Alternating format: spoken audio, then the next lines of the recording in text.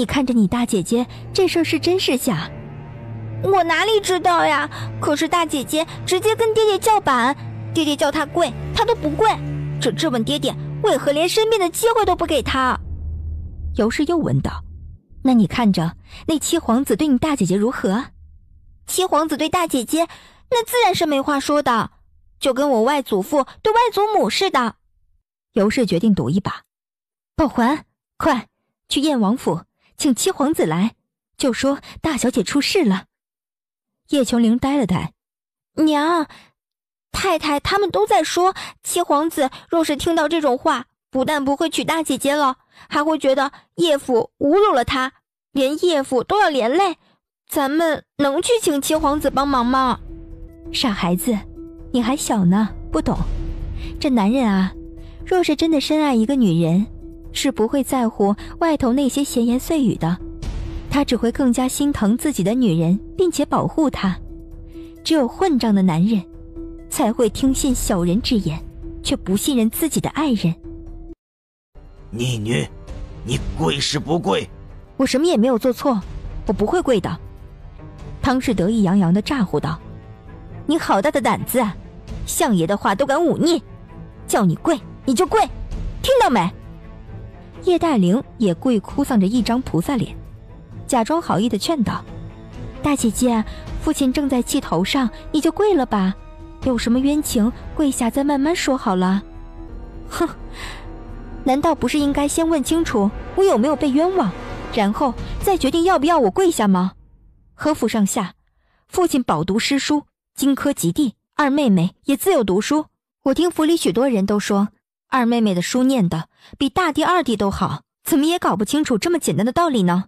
叶千灵之所以这么硬，就是为了让这些想要害他的人搞清楚，他叶千灵既然决定留下了，这叶府就得有他这个嫡长女的一席之地。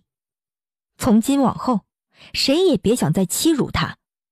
叶修缘已经忍不住了，走到叶千灵面前，伸手就想甩他耳光，哪知道叶千灵却直勾勾地盯着他，丝毫不畏惧。父亲，您可想想清楚，我如今不仅仅是叶府的嫡长女，还是七皇子定下的未来王妃。如果我不是被冤枉的，这一巴掌我自然应该挨的；若是我被冤枉的，这一巴掌我可不会白白的吃下去。叶修远的手就这么扬在半空中，竟半天都没敢真的落下来。等着看好戏的汤氏和叶黛玲都盯着叶修远的手，巴不得他立刻甩下去。老太太终于开口了：你个当爹的，也别万事都摆出在朝廷中当丞相的架子，听听千丫头怎么说，再动手也不迟。叶修远借坡下驴，收回了巴掌。好，我倒是听听你怎么说。叶千灵笑了笑：父亲还在乎我怎么说吗？你个逆女，让你跪下，你说我不许你开口，现在叫你说，你又说这话，你到底想哪般？千灵只想问问父亲，若今日出事的人是二妹妹，父亲会这般不问青红皂白，便要罚她的跪，打她的巴掌吗？叶修远愣住了。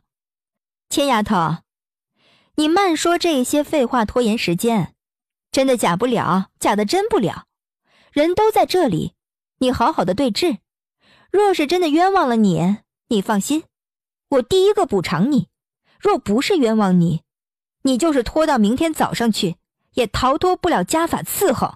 太太怕是已经认定了是真的，亦或是心里就希望它是真的吧？汤氏淡淡道：怎么能这么说？你是叶府的姑娘，也是我名下的女儿，我自然希望你一切都好。叶千灵抿嘴一笑：太太这话说的有水平，我是信的，毕竟二妹妹和三皇子相谈甚欢，皇上指婚在望，若是在这个时候传出叶家大小姐跟人私奔过的丑闻来，二妹妹的婚事只怕也悬得黄了。汤氏和叶黛玲同时一愣，妈呀，只想着搞死叶千灵，却没有想到这一茬呀。总不能伤敌一千自损800呀，牵涉到自己的前程和幸福。叶黛玲终于装不下去了，皇上指婚在望，若是在这个时候传出叶家大小姐跟人私奔过的丑闻来，二妹妹的婚事只怕也悬得黄了。大姐姐，这是在威胁父亲和母亲吗？吃准了父亲母亲为了我们的婚事不敢把你怎么样吗？大姐姐，是已经默认了自己干过的丑事了吗？叶千灵满意的笑了，她一直到现在都顾左右而言他，不正面回应刘寡妇和蔡氏的冤枉，为的就是逼出叶黛玲。就当我默认了。二妹妹为了几位弟妹的婚事，打算用什么好法子来治我呢？既然姐姐都承认了，又想拉我们兄弟姐妹下水，那黛玲便禀告父亲，让父亲在府中辟一间屋子，单独给大姐姐住下，还是好吃好喝的伺候着大姐姐。毕竟大姐姐是叶府的人呢。只是为了叶府的名声，大姐姐这一辈子也休想再踏出那个屋子半步了。叶千灵忍不住扑哧一笑，总算是把这个恶毒的狐狸逼出了尾巴。二妹妹的意思是，往后便把我关起来，随便你们对外面宣布我是死是疯，就当叶府再没有我这个人了，是不是？哼，是又怎样？大姐姐若是不做那亏心的脏事儿，又怎么会有今天？汤氏帮腔道：对，就得这样。要是把他放出去了，他心中不忿，一定会到处乱说，毁了府里其他孩子的前程和名声。父亲，您要给黛玲和2位妹妹做主啊！我们什么事都没有做错，女儿家的清白可不能跟着大姐姐一起毁了呀。叶修远沉吟了一会儿，来人，把这个逆女拉到木棉院的偏房锁起来，连夜把所有的门窗都钉死，往后就对外宣布叶府大小姐患了重疾，卧床不起。两人正高兴着呢，门外传来了一个不羁的冷酷声音：谁是逆女？叶先要把谁锁起来，还要把门窗都钉死？本王怎么听着像是本王的小芊芊？小芊芊，他们又欺负你了？叶千灵莞尔一笑：他们就在眼前，你不会问他们自己吗？干嘛问我呀？回头我说了，还要说诬陷他们呢，我可不干不给当事人开口的机会的事儿。叶千灵几句话一说完，叶黛玲和汤氏脸是白的，叶修远和老太太脸却红了。叶千灵这是啪啪啪的打他们的脸呀。简学燕抬起头，锋利的目光扫了一圈，啪！蔡氏和刘寡妇痛得捂住脸，嗷呜乱叫，也没弄清是谁打了自己。除了叶千灵见识过简学燕的身手，屋中只有叶修远知道，那2巴掌不是他打的，还能是谁？七皇子，您来得正好。哼，哦，叶二小姐说说为何本王来得正好？叶二小姐说说为何本王来得正好？这2位大娘都是乡下来的，这位是大姐姐从小记住的邱家舅母，那位是刘家大娘。大姐姐在邱家舅母家逃走，勾引了刘大娘家的干儿子，2人私奔了。本来家丑不可外扬，这事儿我们叶府没打算告诉七皇子，但是七皇子毕竟有意于我大姐姐，想与大姐姐结成秦晋之好。我们叶府虽然巴不得能与七皇子结亲，但是也不能拿一个已经毁了清白之身的姑娘糊弄七皇子。汤氏也在一旁给刘寡妇和蔡氏使了眼色。二小姐说的不错，叶千灵这个丫头自幼便风骚浪荡，喜欢勾搭男人，我一个没留神，她就跟人跑了。刘寡妇也喊道：我那干儿子啊，原本跟我们又亲又热，自从被这个狐狸精勾搭上了以后，就再也不着家了。2人在山里找了一间小木屋住下，都搭伙过日子了，早有夫妻之实了。叶千灵现在就是个破鞋，嫁山里汉子都难，怎么能嫁皇子呢？两人一说完，又是啪啪两声。原本两人都只是肿了半边脸，现在两个腮帮子都肿了起来。叶黛玲这下总算是看清楚了，出手的是简玄烨。小芊芊，叶府的人说你跟人私奔了，你得给本王解释解释，要是解释不清，本王可就不要你了哟。众人听到简玄烨这句话都愣住了，这七皇子怎么不按规矩出牌呀？他这到底是护着叶千灵来了，还是找叶千灵算账来了？那你倒是说说，我若是真的跟人私奔过，你就不要我了吗？简玄烨挠挠头，这个嘛，本王好像还是舍不得呀。众人觉得叶千灵是给七皇子下泰国大神降头了吗？叶千灵哈哈笑了起来，那倒不至于私奔，但是呢，本姑娘在乡下的时候，确实是跟人拜堂成亲过的呢。众人大惊，连汤氏、蔡氏、刘寡妇都惊了。但是呢，本姑娘在乡下的时候，确实是跟人拜堂成亲过的呢。简玄烨故作惊讶，什么？你跟人成过亲？可不是嘛，事情是这样的呢，从小抚养我长大的这位邱家舅母，为了8两银子，我都还没有满15岁呢，就把我呀卖给了这位刘家干娘。刘家干娘为什么要买我呢？因为她收留了一个摔坏了脑袋的傻子，那傻子又丑又呆，但是啊有一身的力气啊。刘家干娘啊就把他留在了家里，当头牛来养着。啊不，我说错了，养着傻子可比养头牛划算多了呢。傻子吃的呀还没有牛好，睡的就是牛棚，却又能干农活，又能打猎，半年的功夫啊就给刘家干娘赚了不少家资呢。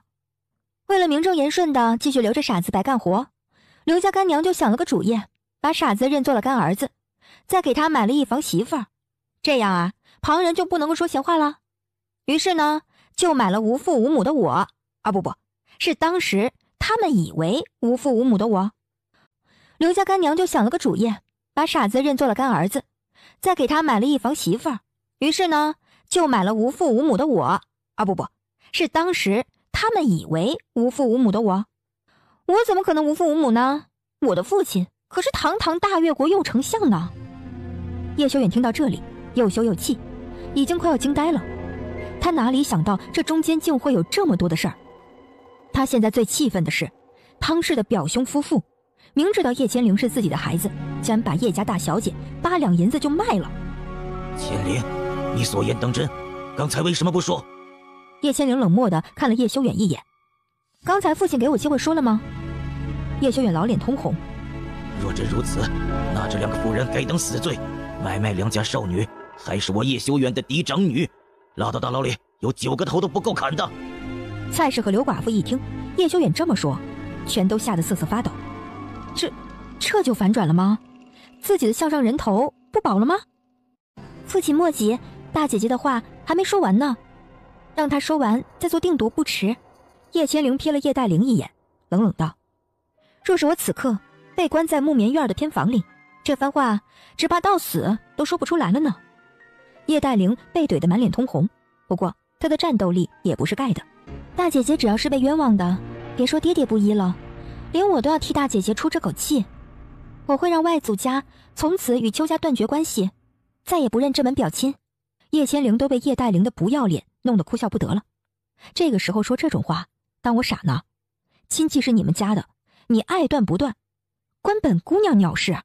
再说了，若是查明蔡氏是在栽赃叶千灵，跟他们断绝关系，也是为了明哲保身，向叶修远邀功。叶黛玲却能说成是为了叶千灵才跟他们断绝关系的，也是脸比城墙厚了。钱丫头，你说说，这个不要脸的娼妇把你卖给了那个不要脸的娼妇以后，还发生了什么？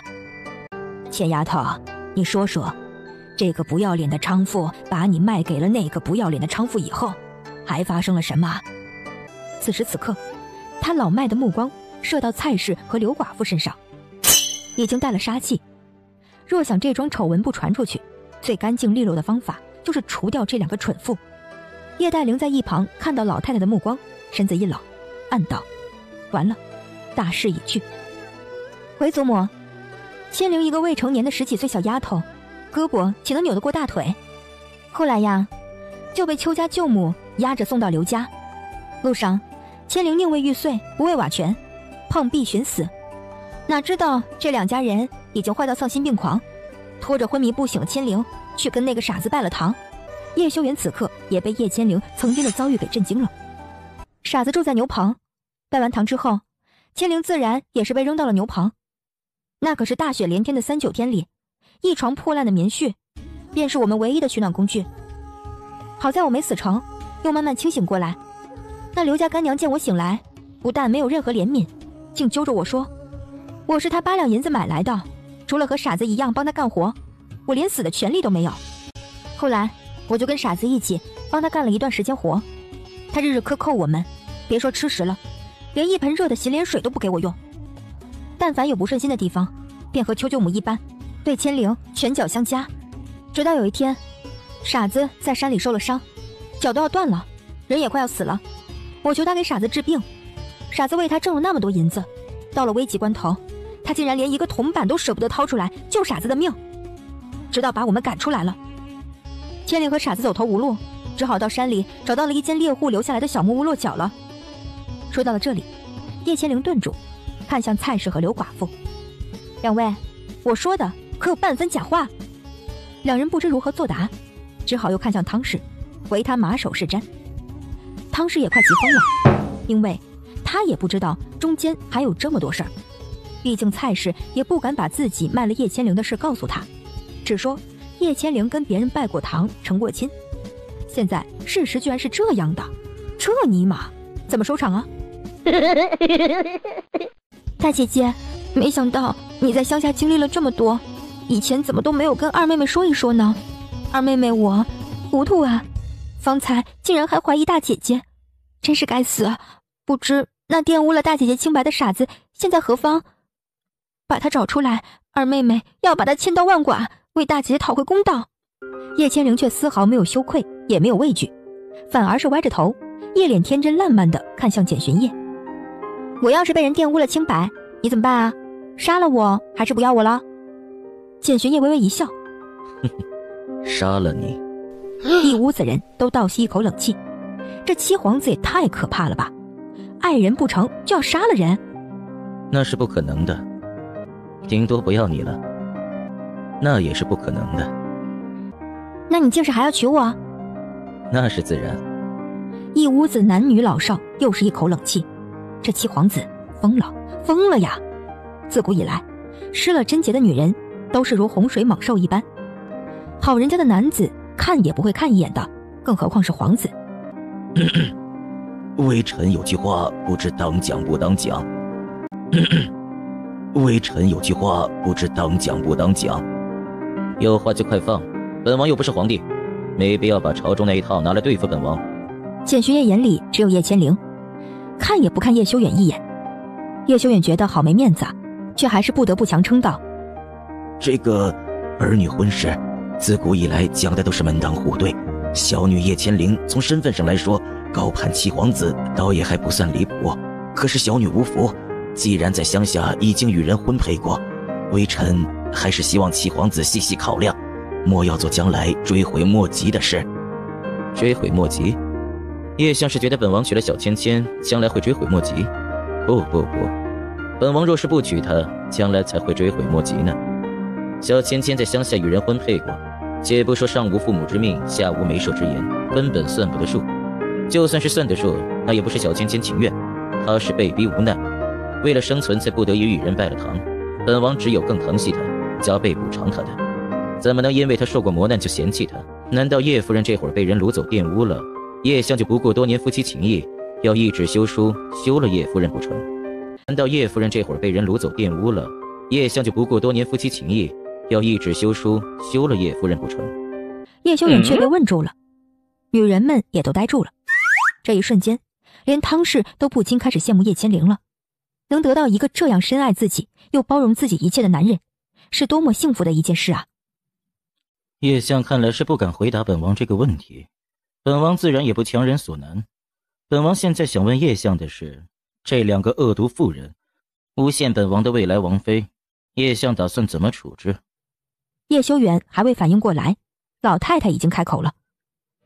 这等满嘴谎话的恶妇，自然留不得，送到大理寺，先打后审，最后扔到大牢里，吃上一辈子牢饭吧。简玄烨看了老太太一眼，声音不冷不热。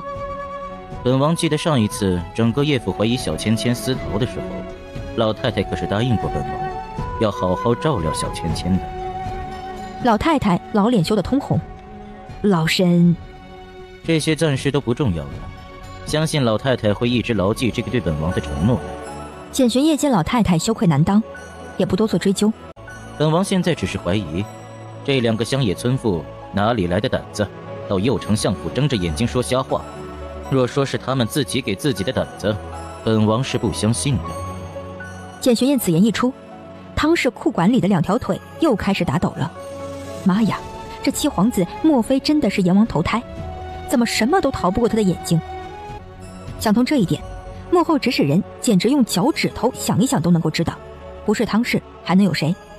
叶修远怒目望向汤氏，这个蠢货，屡屡想害叶千灵也就算了，这一次简直就是蠢出新高度，差一点把整个叶府子女的婚嫁前程都搭进去了。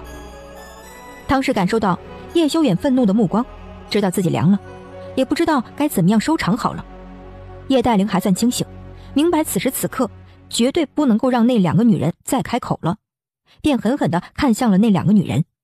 邱家舅母，刘家大娘，你们说出来的话和我大姐姐说出来的话不一样，我看呀，今晚你们就别走了，留在府里好好的再回忆回忆。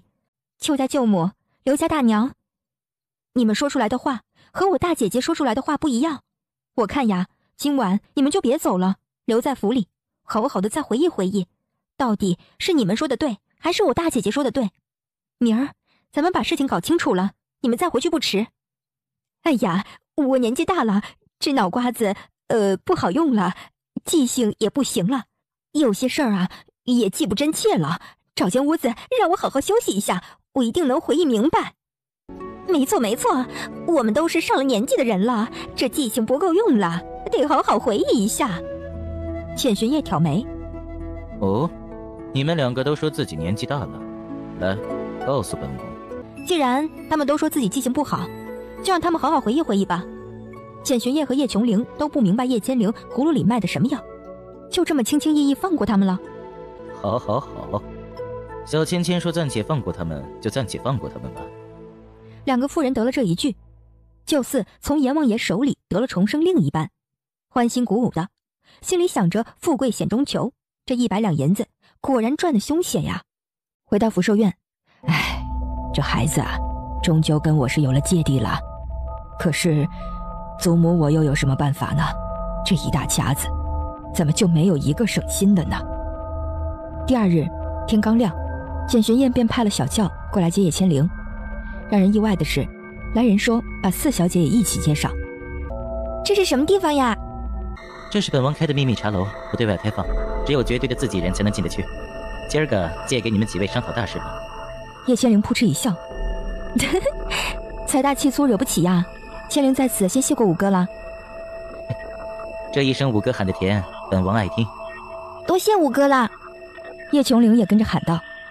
简子阳打量了叶琼灵一眼，认出是叶千灵的妹妹之一，笑道：你姐姐跟本王的弟弟有了口头婚约，因此喊我五哥。你这小丫头为何喊我五哥？叶琼灵一向大喇喇的，哪里知道自己已经被简子阳占了便宜，只眯眼一笑：我跟着我大姐姐喊不行啊，你要是不爱听，我还不爱喊呢。叶千灵连忙道：琼儿不得无礼。简子阳也不生气，哈哈大笑：千灵，你这妹妹太有趣了，跟你一样好玩。简轩凑热闹道：他们叶家的闺女都很有意思，五哥要是喜欢，可以让你弟妹给你保媒；五哥要是喜欢，可以让你弟妹给你保媒。叶琼灵这一下总算是听出自己被占便宜了。大姐夫，你倚老卖老欺负人，我让大姐姐收拾你。要是四妹妹和五哥看得对眼，我还真愿意保这个媒呢。简子阳偷鸡不成蚀把米，摆着手道：罢了罢了，本王忘记你们现在是一家子了，合着伙的给我下套呢。本王这真是狐狸没捉到，惹得一身骚。喂，你怎么说话的呢？我是狐狸吗？别以为你是皇子，我就不敢跟你干了。贤子阳抱头鼠窜。妈呀，你不是狐狸，不是狐狸，你是美丽的小狐仙，本王瞎了眼了。你们几位玩吧，本王还要去如意斋谈生意呢。说完，便连忙跳上马跑了。叶千灵竖起耳朵，对简君夜问道：“他说他去找谁谈生意？好像是如意斋。你五哥也做脂粉生意？你该不会是野手养羊吧？”叶千灵抿嘴一笑：“有钱不赚是傻子。等叶府的这些破事结束了，我就去把以前的生意捡起来。”大姐姐，你还做生意啊？叶琼灵也一脸崇拜。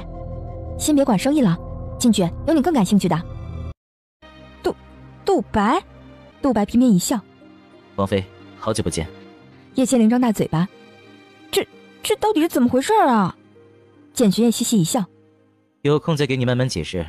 你先看看这2个麻袋。”杜白弯腰将2个麻袋解开。妈呀，你们怎么把他们带出来了呀？不带出来，他俩狗命不保。叶千灵冷下脸：“我果然猜得不错。”本王的小芊芊冰雪聪明，料事如神，当然一猜一个准了。原来昨天晚上在上房之时，叶千灵故意说不办蔡氏和刘寡妇，让汤氏和叶黛玲把他俩带走，就是猜准了汤氏和叶黛玲为了不败露自己的恶行，肯定会让蔡氏和刘寡妇再也开不了口。只是叶千灵以为汤氏母女顶多把蔡氏和刘寡妇送回莲花镇，打发点钱财，让他们再也别出现在丞相府便罢了。没想到他们竟然想杀人灭口。杜白把2个婆娘嘴里的布块拿下来，不屑道：“你们有什么话要说的？”“少侠饶命啊！”“你们有什么话要说的？”“少侠饶命啊！”杜白瞪眼：“饶个屁命！本少侠是救你狗命的人，也不看看清楚。”“穷书生，怎么是你？”杜白懒得理会他：“你下回干坏事的时候记着，一干坏事我就会出现杀你。”刘寡妇吓得瑟瑟发抖：“救命恩人呐，少侠！”杜白完全不理会他们：“别谢错了人，你们的救命恩人不是我，是燕王妃。”两人一惊，看向叶千灵，这不是完蛋了吗？刚从汤氏母女那个狼窝出来，现在又掉进了虎口，这么诬陷他能饶咱们的命吗？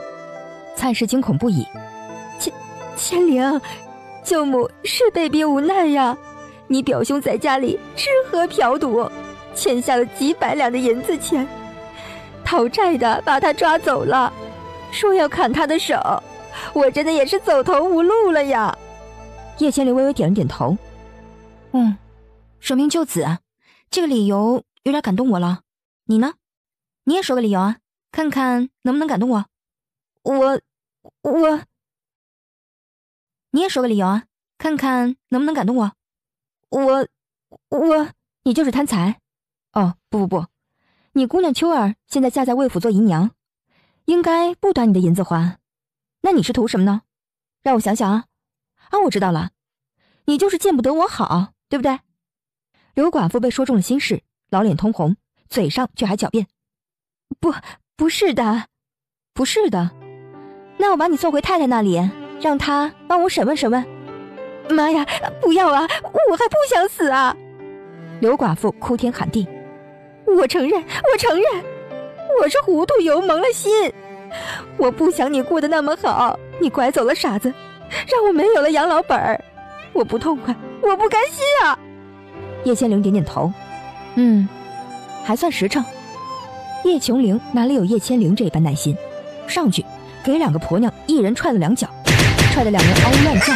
“大姐姐，跟他们啰嗦什么呀？这位杜少侠身上不是有剑吗？一剑一个，结果了算了，又丑又恶，看着叫我恶心。”叶千灵蹲下身子，对2个婆娘道：“怎么办？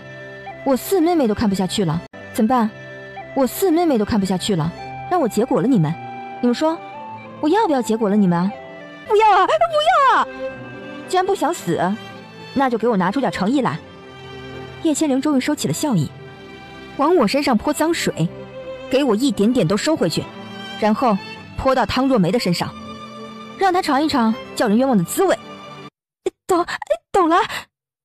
叶千灵满意的回到桌前，坐下慢慢品茶。杜白却没有停下，对叶琼玲使了个眼色。叶四小姐，你大姐的事结束了，你可以开始了。我？叶琼玲微微一愣，没搞明白杜白的意思啊。杜白微微一笑，你可以问问他们七毒杀的事儿。叶琼玲一下子反应过来，暴怒无比。是你们？两个婆娘心虚，一句话都不敢说。原来在去瑞王府之前，汤氏和叶黛玲聊天，就说起了叶琼玲可能会抢了风头的事。两个婆娘当时也在场，就把民间的害人偏方七毒杀告诉了汤氏。汤氏一听，正中下怀。好啊，你们想害本姑娘的命，害本姑娘的命也就算了，还想害本姑娘的脸，我打死你们，我打死你们！叶琼玲只打得累了，才停下手来，骂道：你们两个给我记住，把这件事情一并禀报给我父亲，要不然我可没有我大姐那么好说话，我直接把那包七毒杀塞你们嘴里，让你们尝尝得麻风病的滋味。别，我们一定如实禀报。简玄烨看了看天道，你们两个先回去，假装什么事都没有发生。午时3刻，本王把这两个婆娘扔到叶府门口。不，相爷，不好了！门房小厮风风火火地跑了进来。叶修远皱起眉头，什么事毛毛躁躁的，不能等到善后再来禀报吗？门口有2个麻袋，里头装着人。麻袋里头装着什么人？就是昨日在门口哭闹的那2个婆娘。门房如实说道。汤氏大惊，叶黛玲也瞬间明白，2个婆娘被劫走，现在又被送回来，肯定是同一个人干的。显然这人帮的是叶千灵，不是自己。母女2人脸都白了。叶琼玲却摩拳擦掌，大姐姐，你刚刚不是说要继续审问他们来着？现在可好了，人回来了。叶千灵微微一笑，二妹妹说他们是逃走的，现在却被装在麻袋里送了回来。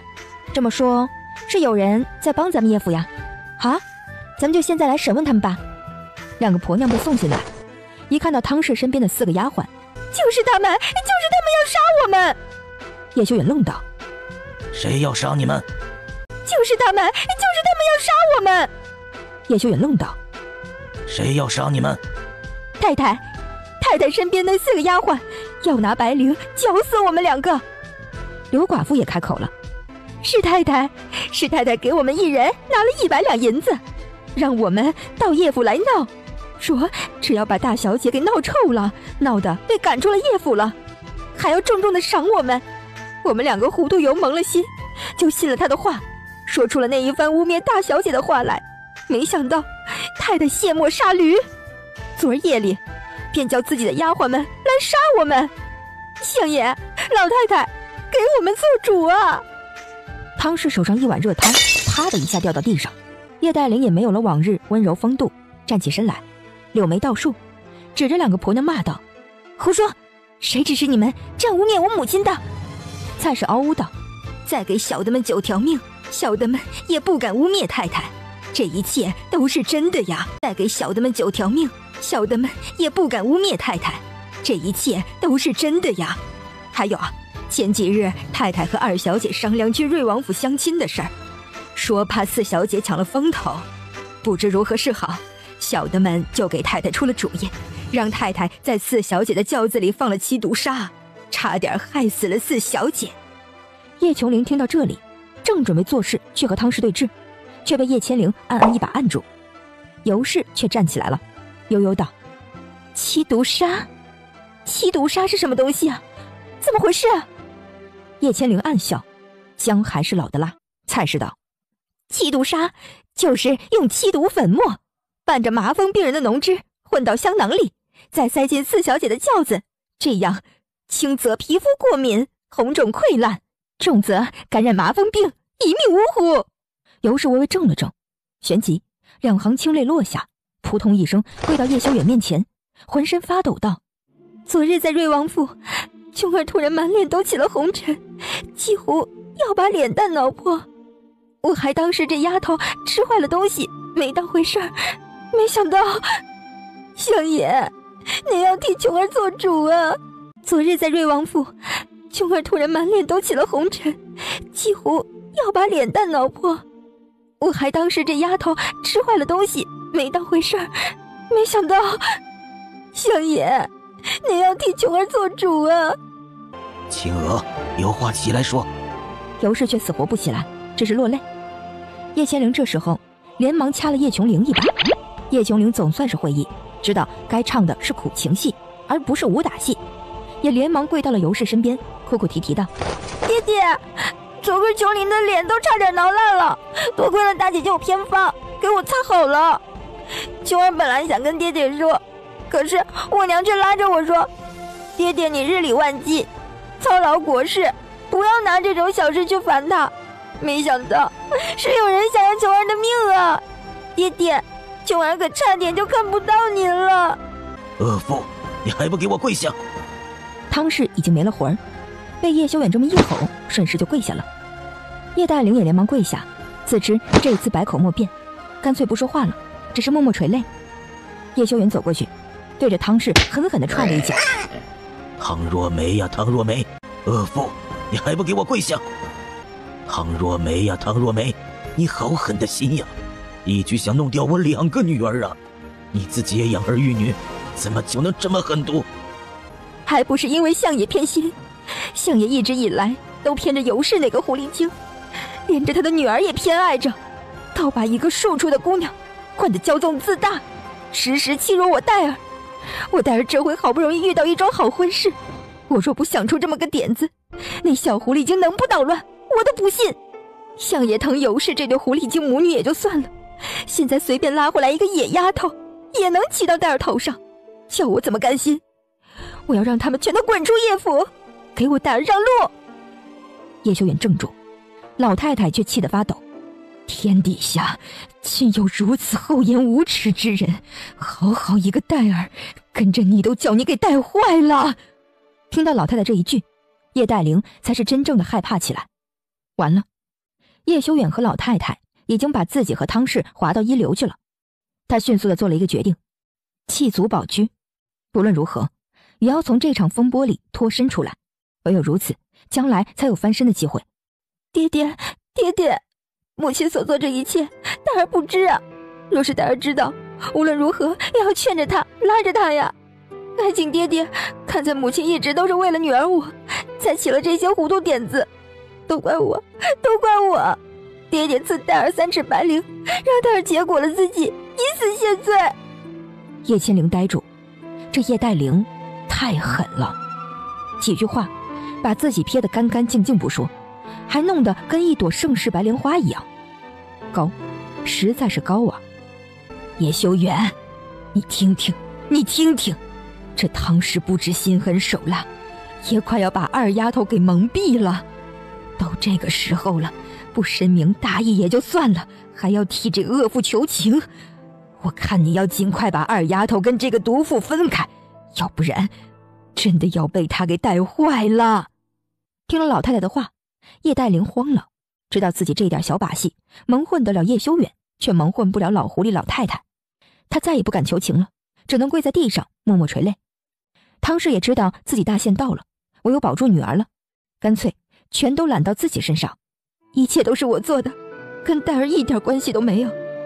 戴儿是个好姑娘啊，相爷是知道的，相爷只要对戴儿好些，我死也瞑目了。福儿，把这恶妇拉下去，想害我叶家的骨肉，现在寻死给谁看呢？死了也是死有余辜。福儿和赵嬷嬷把汤氏拖了下去。叶千灵终于开口了：父亲，这都是家务事，聊聊也就算了，我跟四妹妹也不会计较太太什么，还请父亲不要生气呀。叶修远疲惫地说道：算了吧。老太太摆了摆手：慢着，我还有话要说。娘，还有什么事？汤氏既然犯下如此大错，不惩罚是不可能的，但是他娘家毕竟是户部侍郎，碍着亲家的面子，我们也不能把事情做得太绝，保留他大房的名声，罚他永远不许走出浮云阁，钟馗交出来，换人掌管。叶千灵在心里暗叹，亏得这一屋子都是老太太的儿孙，要不然真斗起来谁也斗不过他。罚他永远不许走出浮云阁，钟馗交出来，换人掌管。叶修远愣了愣，这事儿需要这么着急吗？老太太冷声道：钟馗之事乃是一家之根本，一天都不能疏忽，否则千里之堤毁于蚁穴。今儿就把钟馗交出来。你说这新任掌管钟馗之人何人何事啊？这可真的是问到叶修远了。韩氏柔糯，尤氏性格火爆之余还很淡泊，都不是掌管钟馗的最佳人选。看了一圈，他的目光落到了叶黛玲的身上。往后没有了汤氏的庇护，这个女儿怕是前景惨淡了。叶修远舍不得，他还是决定为叶黛玲谋一点福利。汤氏再坏，黛儿还是好的，不能因为母亲犯错连累孩子。这事儿啊，交给黛儿，深得我心。叶黛玲没有料到自己失了母亲，却得到了叶府的掌家实权。汤氏再坏，黛儿还是好的，不能因为母亲犯错连累孩子。这事儿啊，交给黛儿，深得我心。叶黛玲没有料到自己失了母亲，却得到了叶府的掌家实权，简直是塞翁失马焉知非福。精神为之一振，脸上却还是凄凄爱爱。黛儿不敢担此重任。哼，这事儿落到你头上了，敢不敢你都得担着。学会管家理事儿，将来到了婆家也能料理一方，得到婆家的尊重。叶黛玲对着老太太磕了一个头，这次倒是真心实意的了。长者赐，不敢辞。祖母这样说，黛玲也是拼了命，也要把这个家管好。别学你那母亲，得了权力便要摆事弄权便罢。老太太毕竟是老太太，给糖的时候还是要敲一敲警钟的。散了吧。老太太一声令下，一屋子人总算是都散了。钱丫头，你对今日的结果可还满意啊？叶千灵笑了笑，这是整个叶府的事，岂容我一个人满不满意？不管今日结果如何，只要老太太和父亲知道千灵是被冤枉的，对千灵来说便足矣。老太太也笑了笑，我这几个孙男孙女之中啊，其实最大智若愚的就是你。叶千灵腼腆道：尊女不是大智若愚，尊女就是一个大愚弱智而已。得啦，你也别谦虚了。你给四方出谋划策，这会儿打了胜仗，他们肯定啊等着你分享战果呢。快去香芜院找你四妹妹吧。叶千灵看着老太太的背影，心惊肉跳。老太太才是这一所大宅子里最腹黑的人啊，每个人的小心思小动作她都看在眼里。不撼动叶府根基的小打小闹，她睁只眼闭只眼当看戏；有碍叶府颜面根基的事情，她便雷厉风行，出手解决，杀鸡儆猴，手段一点也不比年轻人差呀。另一厢，浮云阁内却是另一番光景了。叶黛玲坐在床头，替汤氏擦着药酒，泪眼婆娑。娘，你怎么这么傻？黛儿，为娘不中用啊，没给你除掉眼中钉肉中刺，还叫他们算计了去，为娘对不起你呀。叶黛玲咬着牙道：四房没有这么聪明，这一切一定都是那个叶千灵计划的。没错，就是那个贱丫头，你要争口气，替娘讨回公道呀。娘，你放心，女儿一定把你救出这里，让你比以前还风光。爹爹把钟馗交给了我，还是看中我的。我和三皇子也是郎有情妾有意，待我和三皇子真的定了亲，我自有办法捞你出来。汤氏眼中泛出了希望，这才是我汤若梅的女儿。你去吧，以后再也别来看我了，这地方你来多了，你爹爹和祖母会不高兴的。叶黛玲咬了咬唇，一步三回头地往外走去。到了门口，对留下来的丫鬟知画吩咐道：照顾好太太，往后我亏待不了你。照顾好太太，往后我亏待不了你。知画唯唯诺诺地答应了，叶黛玲这才悠悠戚戚地走了出去。第二日一早，叶黛玲便宣布了一个决定：四所院子已经全部准备好，4位小姐可以入住了。叶千灵果然和老太太讨了福儿和赵嬷嬷，到了木棉院。叶黛玲又安排了4个小丫头，叶婉玲到了芍药院，韩氏把陈嬷嬷、大丫头阿婷、阿蝶都给她带去了。叶琼玲的海棠院带了宝珠、宝环、吴嬷嬷。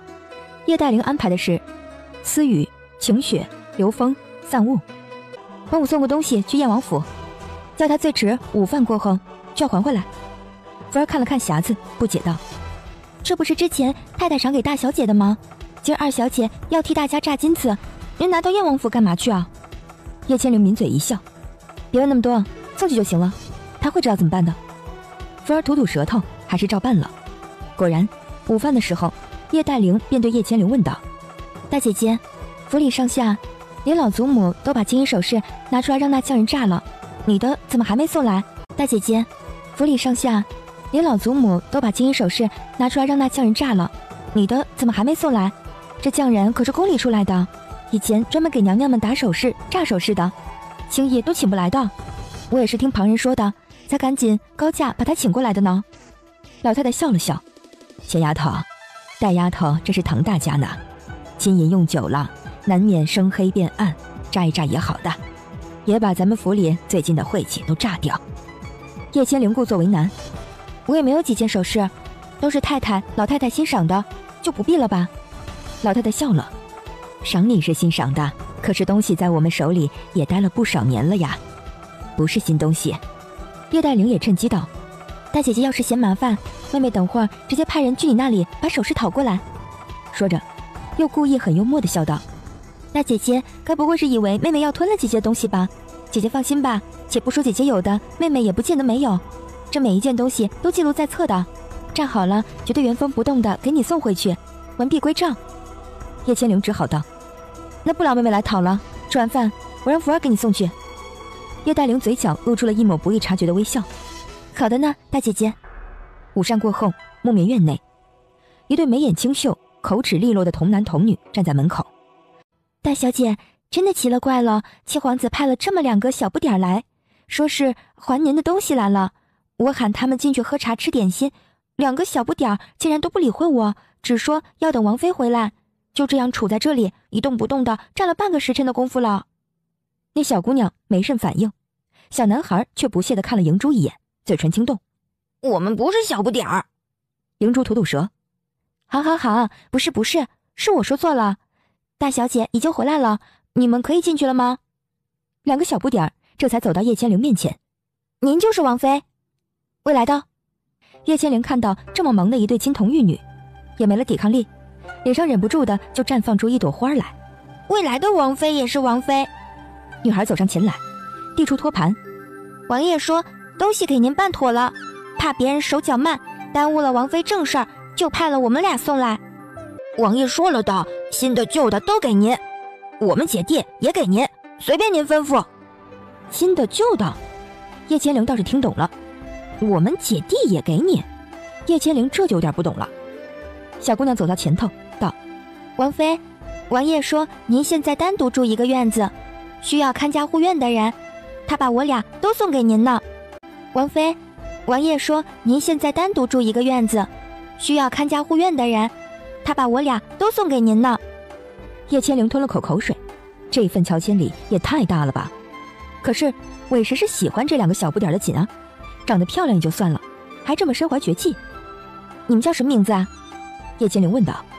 我叫曼罗，我弟弟叫鸢尾，我12岁，我弟弟9岁。小姑娘答道。曼罗，曼陀罗的简称，与鸢尾一样，都是世界上毒性最强的花朵，却又拥有最美丽的容颜。简玄烨竟用2朵剧毒之花来给2个这么天真无邪的孩子命名，让叶千灵很是不解。不过叶千灵非常喜欢曼罗的机灵劲儿，便开玩笑道：你弟弟9岁年纪便轻功卓绝，简玄烨又给你训练了什么本领呢？我弟弟师从江南世家杨家，练的是轻功，我师从扶桑柳生家族，练的是忍术。我们都是自打会走路便开始练习，3年前便跟着王爷远赴边疆。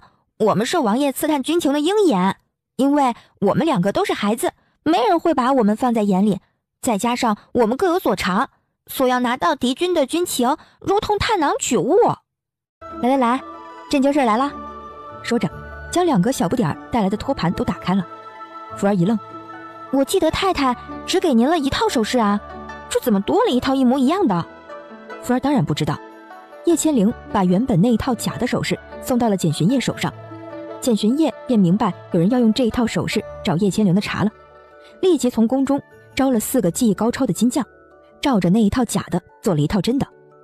随着假的一起送来了，他便把真的那一套交到了福儿手上，送去芙蓉院吧，让二小姐帮忙炸一炸，记住，站在一旁，等到他们确认货真价实以后再回来。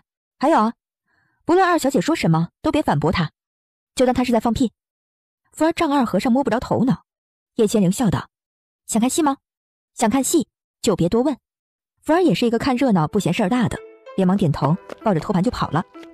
芙蓉院，哟，大姐姐的首饰总算是送来了呀，再不送来呀，我都要以为大姐姐是不是手头紧，把首饰拿出去卖了呢。福儿气得要命，哪里还记得叶黛玲的交代？她都放屁了，还不许我捂鼻子吗？这是我们家大小姐的首饰，还是太太赏的呢，就是没米下锅了，也不能卖了太太的情分啊，毕竟太太现在足够出货，以后难得她的情分了。叶黛玲忍下气，不动声色。贱丫头，姑且让你嘚瑟2句，等一会儿首饰下了洗金水，有你跟你主子的好看。李师傅，把这套首饰也拿去炸一炸吧。一个中年男人唯唯诺诺地走过来，接过福儿手里的金饰，拿到一旁的洗金水里。李师傅，这套首饰怎么样？李师傅将首饰捞出来，迎着光，眯着眼看着。好啊，这套首饰是我炸到现在见到的成色最好的金子了，这是万足金，金饰中含金量最高的，这种金子都是每年进贡到皇宫里去的，民间根本就看不到。叶府果然是富贵逼人啊，连皇宫里的金子都能搞到。叶黛玲目瞪口呆，怎么可能呀？当初这套首饰还是自己和汤氏一起挑的呢，明明就是叶凝志下了江南玩的时候从市面上买的仿造品，现在怎么变成了真的？他简直怎么想也想不通啊！福儿见首饰已经被叶明正身，便问道：师傅，这要花多久时间才能炸完？得2个时辰，傍晚间才能拿到。那我可等不得了，还得回去伺候大小姐呢，晚间我再派旁的丫鬟过来讨吧。大小姐，到底是怎么回事？那金子下水的时候您是没看到，二小姐的脸都绿了。叶千灵悄悄地把事情的原委告诉了福儿。福儿听完气得跳了起来。什么？太太竟然用假的金饰糊弄您，你怎么不早说呀？叶千灵微微笑道：正要当面算清楚，他给我送来的时候我没有长那个心眼儿，后来还是七皇子发现的，再拿回去他能认账吗？指不定还要说是我把真的当了出去，拿了假的回来坑他们。福儿更气了。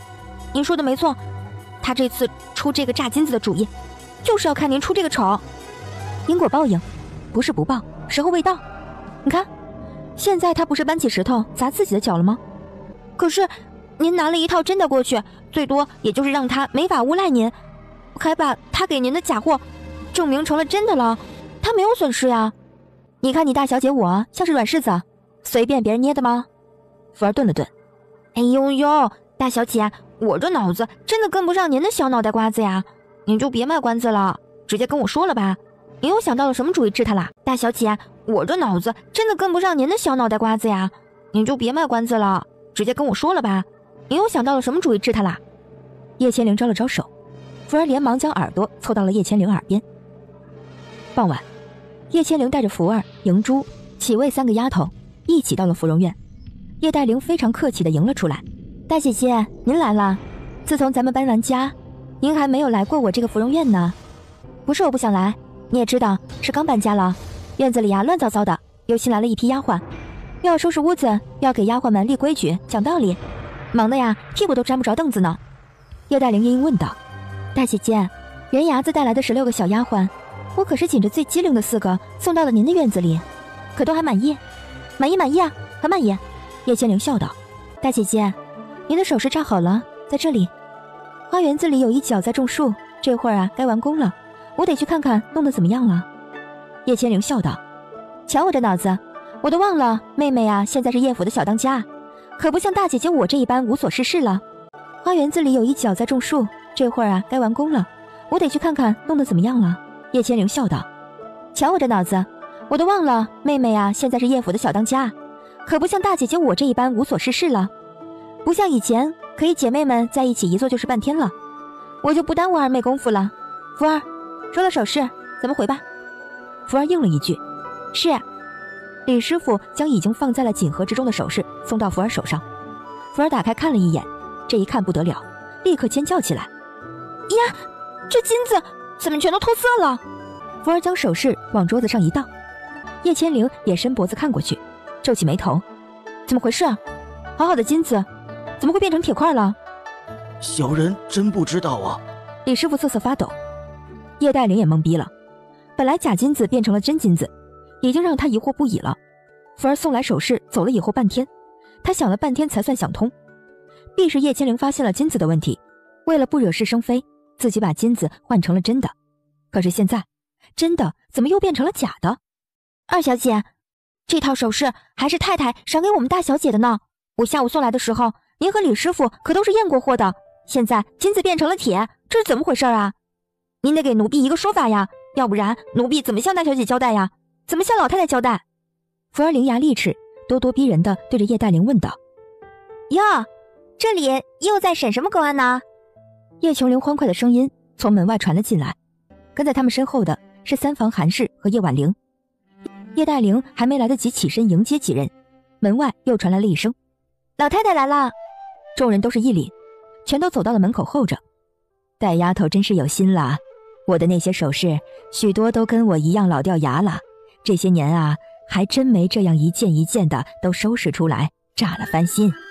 祖母说笑了，大儿年轻，刚刚执掌中馈，往后要请教祖母的事情多了去了，又拿不出真金实银的来孝敬祖母，只好借花献佛，把祖母从前的首饰翻新一下，就当是贿赂祖母了。福儿就在这个时候开口了：“舒儿、露儿，你们把老太太的首饰都捡过来，好好的检查一番，看看有没有什么问题。只好借花献佛，把祖母从前的首饰翻新一下，就当是贿赂祖母了。”福儿就在这个时候开口了：“舒儿、露儿，你们把老太太的首饰都捡过来，好好的检查一番，看看有没有什么问题。”老太太听出苗头，连忙问道：“怎么了？”福儿本就是老太太调教出来的最疼爱的丫鬟，见老太太自然也不扭念，直接就把叶千灵的金首饰变成了铁的事说了出来。“什么？大姐姐的首饰从金的变成了铁的？不是吧？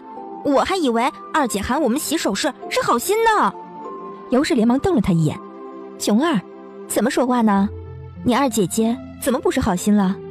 你都还不知道发生了什么呢，在那蹦什么蹦啊？这可不是小事儿呢，我的家当可全都送来了，我得赶紧看看。”叶琼玲说着，便窜到了李师傅跟前，翻弄着自己的首饰。母女俩这么一唱一和，叶黛玲的好心也变成了坏意。到底怎么回事啊？金子怎么会变成了铁？难道这屋里出了鬼？叶千灵终于开口，淡淡道：“父亲为官做宰，刚正不阿，一生凛然正气，镇着叶府这座大宅。要说有鬼，千灵是不信的，我只怕有贼。”千丫头这话是没错的，修远一身男儿气，就是有鬼也不敢往叶府里闯。金子变铁，这屋里只怕有贼。叶黛玲突然开口：“李师傅，一定是他是洗金的金匠，整个下午孙女就在这里看着，寸步不离，只有他一个人在摆弄这些金器，除了他再没旁人了。”李师傅一听，脸都白了，跪倒在地，满脸不服：“二小姐，饭可以乱吃，话不可以乱说呀！我在宫里做了那么多年，若是手脚不干净，宫里的娘娘们能容得我吗？我就是有10条命也早没了。”叶黛玲愣住，没想到李师傅竟然这么刚烈，对于自己情急之下的栽赃嫁祸完全不认。叶黛玲急眼了，强悍女白领的戏码演不下去了，只好使出了老手段，几滴眼泪从眼中滚落，比琼瑶女郎们哭得还惨。“祖母，我真的不知道这是怎么回事。我在宫里做了那么多年，若是手脚不干净，宫里的娘娘们能容得我吗？我就是有10条命也早没了。”叶黛玲急眼了，几滴眼泪从眼中滚落。“祖母，我真的不知道这是怎么回事。为了让府中女眷都能拥有崭新的首饰，我也是千辛万苦的，才把李师傅给请来的。”李师傅咬牙切齿：“你千辛万苦把我请来，是为了诬赖我的吗？”叶黛玲被怼得无言以对，干脆不说话了，只是抹眼泪。叶千灵就在这个时候大大方方地开口了：“算了算了，大家的手势若是没有问题就好，一套手势而已，往后慢慢查就是了。这会儿还是别在这儿一起逼着二妹妹了，她应该也搞不清楚到底发生了什么。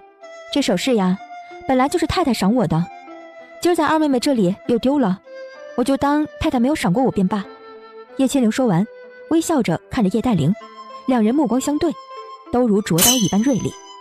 叶千灵的话在旁人听来或许没什么，可是叶黛玲却听懂了他话中的讥讽之意。东来客栈，一个店小二迎了上来：“呀，小姐，是打尖儿还是住店？”叶千灵掏了一锭银子：“都不是，帮我找一个人。”“嘿嘿嘿，小姐好生大方，这么多银子，慢说找一个人，杀一个人都够了。”叶千灵懒得与他闲扯，只道：“有一位姓邱的年轻公子，住在哪一间？”“邱公子啊，住在天字号第1间。”“你怎么来了？”“来看看你怎么样了。”邱志恒脸色微红，有些不好意思地低下了头。“我还能怎么样？”“你那日受伤了，对不起啊，都怪我。”自从那一夜分别，叶千灵一直都想着找机会出来看看邱志恒，因为他记得邱志恒为了自己受了挺严重的伤。“胡说八道！我邱志恒武功天下第一，怎么可能受伤？你说的是那些狗腿子吧？他们确实被我打得落花流水。”叶千灵白了邱志恒一眼：“不吹牛能死吗？你看看你，整个人面无血色，瘦得皮包骨头的，还说没受伤，请大夫看了没啊？”邱志恒谎言被识破，满脸尴尬：“请了，也没什么大碍，都是皮外伤，将养几天就好了。你别看我瘦，我身体可壮着呢，我恢复得快。”见他还能贫嘴，叶千灵也算放下心来：“没有大碍就好。”邱志恒支吾几声，总算是鼓足勇气：“你怎么一个人出来了？是不是还想逃走？那晚上对不起，情况危急，实在没能力带你走。现在你想走的话，我们立刻就可以启程离开京城，我带你回我老家。”看着邱志恒充满希望的双眼，叶千灵不好意思地说道：“那个，我来是有一件事儿要告诉你的。什么？我找到阿叶了。”邱志恒愣住，只觉得自己的身体都有一些发抖，就连意识也都有片刻的空白，良久才恢复了镇定。“啊？什么？”“你猜我怎么找到阿叶的？”邱志恒努力地挤出了一个充满风度的笑。“怎么找到的？”“说了你都不敢相信，阿叶就是七皇子。”“什么？”叶千灵把事情的来龙去脉都说了一通。“是不是匪夷所思？连我自己啊都不敢相信这样的事儿。”邱志恒却满脑子想的都是阿叶那个大傻子，竟然既不傻也不丑，还是堂堂的当朝七皇子。那叶千灵和他岂不是天造地设的一对佳偶？还有自己什么事儿啊？邱志恒想哭。邱志恒，你怎么了？”“没什么。”邱志恒故作大方。“傻子，七皇子他有说要怎么办吗？”叶千灵有一些害羞的低下了头。他说：“再到叶府提一次亲，风风光光的重新娶我一次。”邱志恒酸溜溜的说道：“你们不是拜过堂了吗？”他说：“再到叶府提一次亲，风风光光的重新娶我一次。”邱志恒酸溜溜的说道：“你们不是拜过堂了吗？”叶千灵挥挥手：“我其实根本也不在乎这些仪式什么的，只是他现在是皇子，我又是叶府名义上的嫡长女，不走这个过场不太好跟大家解释。哎呀，算了，这事儿啊随便他安排了。”“那你不会再逃离叶府了吧？”叶千灵眼中现出了坚定的神色：“不会，那也是我叶千灵的家，我的母亲死在那里，我的童年、少年都因为那个家里的某一些人蒙上了不可磨灭的灰尘和阴影，他们欠我的，我都要一点点拿回来。”邱志恒万念俱灰：“你既然不愿意离开叶府了，那我就也不走了吧。还有1个月，春考便开始了。不能得到他，那就一直守在他的身旁。未来那么长，万一有一天他受了伤还想离开，那就再义无反顾一次，放弃一切带他走。”叶千灵哪里知道邱志恒的心思啊，兴奋道：“这样也对，你家里所有人都希望你考取一个好功名，你不该辜负他们。”“我不怕辜负天下人，我只怕辜负你。”“哎呀，时候不早了，我得回去了。下一次啊，我喊简学业一起来，咱们老朋友叙叙旧。”燕王府你说什么？王妃跑出去见男人了？那男人还问她跟不跟他一起走？鸢尾眨巴着无辜的大眼睛，点点头。王妃怎么说的？鸢尾只顾着舔糖葫芦，根本没空搭理简玄烨，急得简玄烨上前去一把将糖葫芦夺下。鸢尾看着那糖葫芦，眼泪都急得要掉下来了。毕竟以前他和曼罗都是被当作军人来训练的，除了练功根本就没空逛街，更别说有零花钱了。现在叶千灵给院子里面的每一个丫鬟都发了零花钱，也没忘掉鸢尾。我不理你了，我要去跟王妃说，王爷抢我的糖葫芦。鸢尾揉着眼睛就哭了起来，往地上一瘫就开始打滚。简玄烨崩溃，真是跟谁学的呀？这孩子以前多听话呀，跟了叶千灵以后竟然变成这么泼皮。胡说，你敢告诉王妃，本王就拔了你的舌头。妈妈呀，王爷要拔我的舌头，王妃快来救我呀！鸢尾打滚的更厉害了。简玄烨头疼不已，知道这厮已经完全投降敌军了，只好换了策略，改为利诱。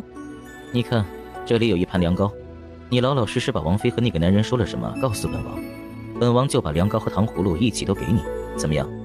鸢尾立即止住眼泪，拍拍屁股爬了起来，跟没事人一样。王妃啊，她说我找到了阿叶。简玄烨瞪了瞪眼睛，然后呢？她说不走，说等着王爷去叶府提亲，还要风风光光的再娶她一次。王爷，您以前已经娶过王妃了吗？简玄烨心花都开了，哪有心情回答鸢尾啊？他真这么说的？是啊，他还叫那个男人好好赶考呢。简玄烨的醋坛子又翻了。什么？他还鼓励那个男人赶考？然后呢？还说什么了？时候不早了。什么东西？你这个小鬼头，本王爷问你话，你倒还不耐烦了。王妃说时候不早了，说完就回叶府了。对了，他还说下次喊简玄烨一起去见那个男人，老朋友叙叙旧。鸢尾口齿不如曼罗清楚，说话也没有什么逻辑，但是简玄烨还是全部听懂了。下次喊自己一起去见邱之恒。简玄烨拍了拍自己的脑门，嘿，自己这儿怎么了？怎么这么以小人之心夺君子之腹了？叶千灵明明大大方方的去见老朋友，自己在这儿紧张什么呀？时候不早了。鸢尾又开口了，干嘛？我要回王妃那儿了，王妃给我备了儿童房，还准备了儿童床，睡起来可舒服了，我再也不睡屋檐，不睡房梁，不睡绳子了。鸢尾说完，对着简玄烨做了个鬼脸，便跃出了窗外消失了。当然，桌上的糖葫芦和凉糕也都被顺手牵羊了。第二日，叶府起轿进宫。因为这一次是公主的生辰宴，七嫂，可把你等来了。嘘，我与你七哥并未正式订婚，这里人多口杂，你我还是姐妹相称为妙，以免被有心人掐了去当谈资。简子月吐吐舌，还是嫂子心细，不，应该是芊芊姐。你这个小淘气，咱们呀不要50步笑100步了，我可听我七哥说呀，芊芊姐的淘气完全不输给我呢。简子月笑弯了腰，叶千灵狂翻白眼，你七哥除了黑我也没有别的好话给我了。两个年轻姑娘正咬着耳根呢，一个娇媚的声音传了过来，哟，是哪位小姐竟然能比我们长宁公主还要淘气，我倒是要见识见识了。简子月抬眼一看，顿时有些气短，伽罗表姐姐来了呀。小淘气，恭祝你生辰快乐，这是我的祝贺礼。说着便将一枚足有拳头大小的夜明珠递到了简子月手中。夜明珠？是呀，你把这珠子挂在房中，连蜡烛都不用点了呢，又干净又明亮，可否喜欢？喜欢。叶千灵看着两人说话，只觉得伽罗这个名字似乎有点耳熟。叶公主，你怎么也不给我这个傻表姐介绍介绍？这位漂亮小姐是哪家的千金啊？京城里的小姐们我几乎都认识，可是这位小姐怎么这么眼生啊？嘿嘿，这位呀是右丞相叶府的嫡长小姐。说完又转向叶千灵，芊芊姐，这位是凌霄侯府的大小姐穆伽罗，也是我表姐。叶千灵还未来得及说话，穆伽罗又开口了，叶府的嫡长小姐不是叶黛玲吗？我跟那丫头啊还是好朋友呢，月公主快别跟我开玩笑了吧。简子月面露尴尬，伽罗表姐，叶黛玲确切地说不是叶父的嫡长女，这位叶千灵才是。芊芊姐自幼丧母，寄居别处，是以大家都以为叶二小姐是叶父嫡长女。现在芊芊姐回来了，叶二小姐自然是要让出这个嫡长女的位置了。穆家罗很是吃惊，正好看到叶黛玲走了过来，连忙拉住问道：“黛玲，这是你家大姐姐啊？你们藏得好好呀，我竟然都没见过。”叶黛玲微微一笑：“穆小姐，好久不见了，这位确实是我大姐姐。”穆家罗确认了叶千灵的身份，这才终于拿正眼开始看叶千灵了，笑了笑道：“叶大小姐，初次见面，多多指教。”叶千灵嘴上不说，心里却想：这穆家罗着实是个两面三刀的人物啊！你们姐俩呀，不止错过了试斋宴，还错过了一桩大喜事呢。什么喜事啊？七皇子回来了。穆家罗微微一怔：“你说什么？你瞧瞧你，一听到七皇子三个字啊，就魂儿都飞了。”叶千灵这一下总算是明白了，穆家罗和简玄烨有奸情，有大大的奸情。原来自上一次老太妃和叶千灵的不快之后，简子越和简玄烨同时选择了沉默，都没有告诉叶千灵老太妃一直想促成穆家罗和简玄烨成婚的事。七皇子去西疆3年，我们伽罗大小姐的门槛都被说媒的人踩烂了，可是啊，伽罗大小姐却一心等着某人率兵归往啊。穆家罗羞红了脸，拍打着叶黛玲笑道：“你再乱说，看我不撕烂你的嘴！”表面上生气，心里却甜成蜜了。叶黛玲就在这时狠狠地打了他的脸：“穆大小姐，我劝你呀，别再等了。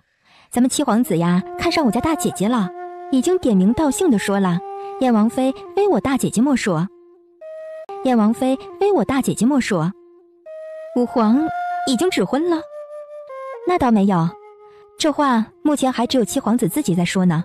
不过没关系，我家大姐姐和我们一家子都已经把七皇子当成未来的姐夫了。大姐姐，你说是不是呀？”叶千灵定定地看着叶黛玲，好一个二妹妹呀，就这样点起了穆家罗和自己的战火，打得一手好牌呀。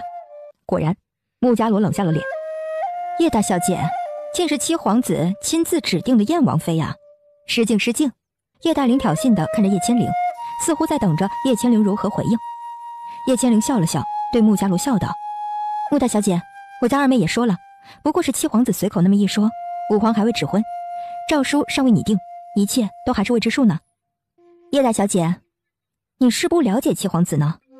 他这个人呀，说过的话是一定要做到的。既然他亲口说了要讨你做王妃，你这王妃呀，是稳稳的坐定了。千灵自幼在乡下生活，才进京不久，对七皇子确实不是很了解，多谢伽罗姐姐指点。”穆家罗只觉得一拳头打到了棉花团上，没想到这个叶千灵深谙以退为进的道理，竟拿捏不住他半个错处。臭傻子，敢耍我！呀，你干什么呀？敢骂夫君臭傻子，这就是惩罚。你可不就是臭傻子吗？找我来御花园干嘛？不干嘛呀，谈谈情，说说爱。简学院不知死活地说道：“哼，还谈情说爱呢，送你妹妹一点脂粉，都被说成妖精了。再敢顶风作案，在御花园里谈情说爱，只怕就要进猪笼了。”叶千灵白了简玄烨一眼，简玄烨扑哧笑了出来：“哼，进猪笼？你虽然确实是头小猪，也不至于就得进猪笼啊。”“你有点震惊没有啊？你爹还知道护着他老婆呢，你怎么半句都不帮我说呀？”叶千灵想到方才被太妃趾高气扬的教训，就一肚子气。简玄烨又笑了：“你也知道我爹那是护老婆呀，咱俩到现在连婚事都还没定呢，我拿什么身份护着你啊？看太妃那个势头，我越护她只怕更要说。”“哎，没看出来啊，简玄烨，我这跟你还没半点关系呢，你就拿着我随便让你家人捏，那我将来要是真的嫁给你了，太妃吃饭，我不得也在边上跪着伺候呀？那我将来要是真的嫁给你了，太妃吃饭，我不得也在边上跪着伺候呀？”“什么叫将来要是真嫁给我了？将来你是一定要嫁给我的。我是那么混蛋的人吗？眼睁睁看着自己娘子给人欺负？只不过我一个大男人，又是孙子辈的，总不好跟个老太婆为了媳妇打仗。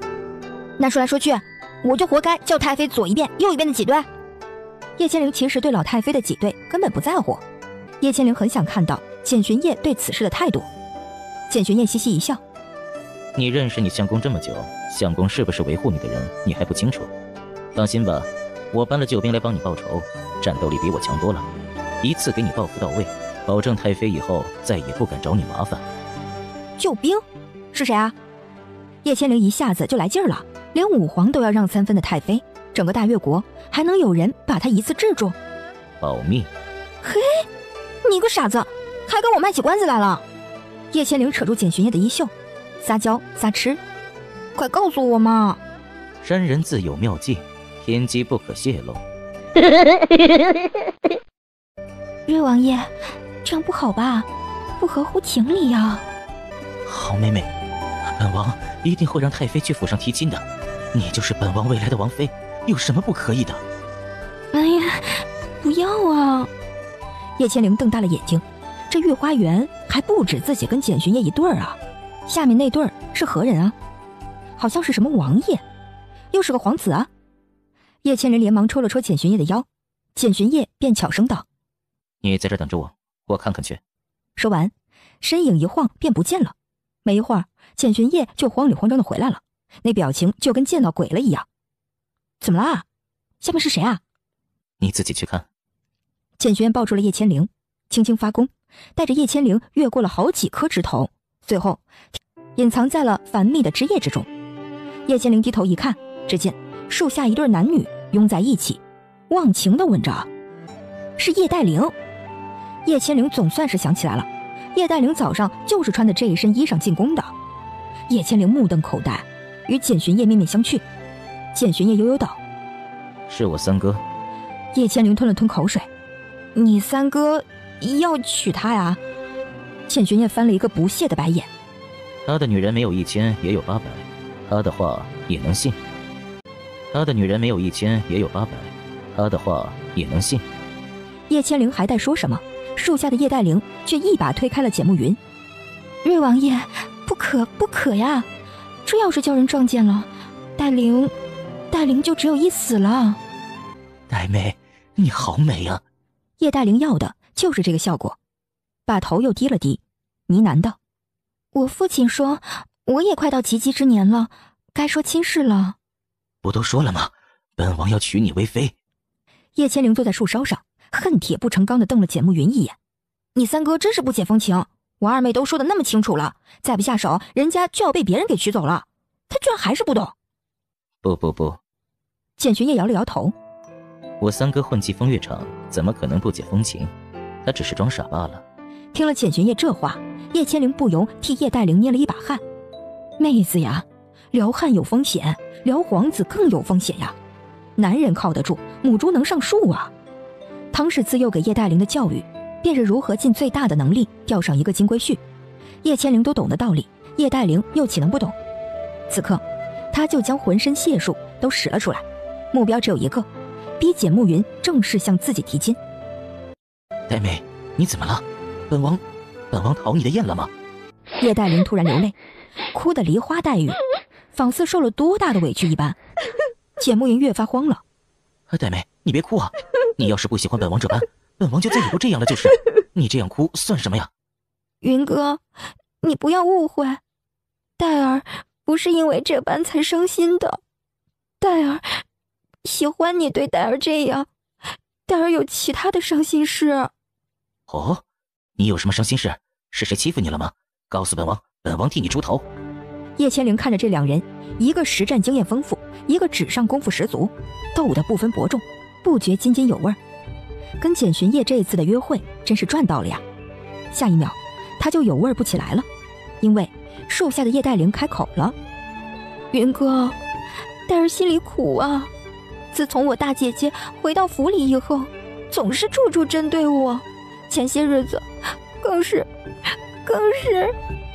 叶黛玲说着说着泣不成声，简慕云连忙又搂住她：你大姐姐把你怎么了？她没把我怎么样，却把我母亲害得被我父亲关了禁闭，连房门都不许出。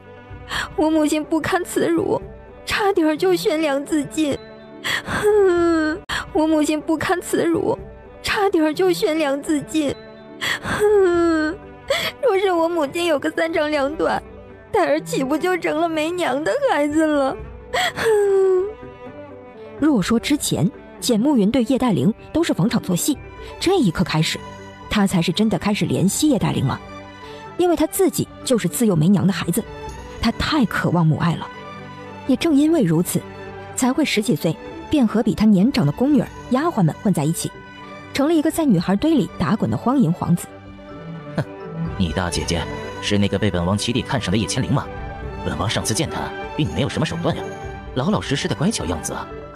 叶黛玲含泪点头，便是他若是一眼看起来就是恶狼，能迷惑住叶府上下，甚至是七皇子吗？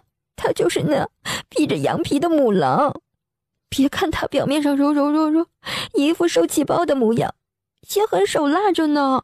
简慕云点头，黛妹说的也是，你放心吧，伯母的事交到我身上，3日之内我便把伯母解救出来，让那叶千灵自讨苦头吃吃。黛妹说的也是，你放心吧，伯母的事交到我身上，3日之内我便把伯母解救出来，让那叶千灵自讨苦头吃吃。妈妈屁呀！你俩偷情就偷情，关老娘屁事啊！明明是你娘害我在先，怎么变成我害她了？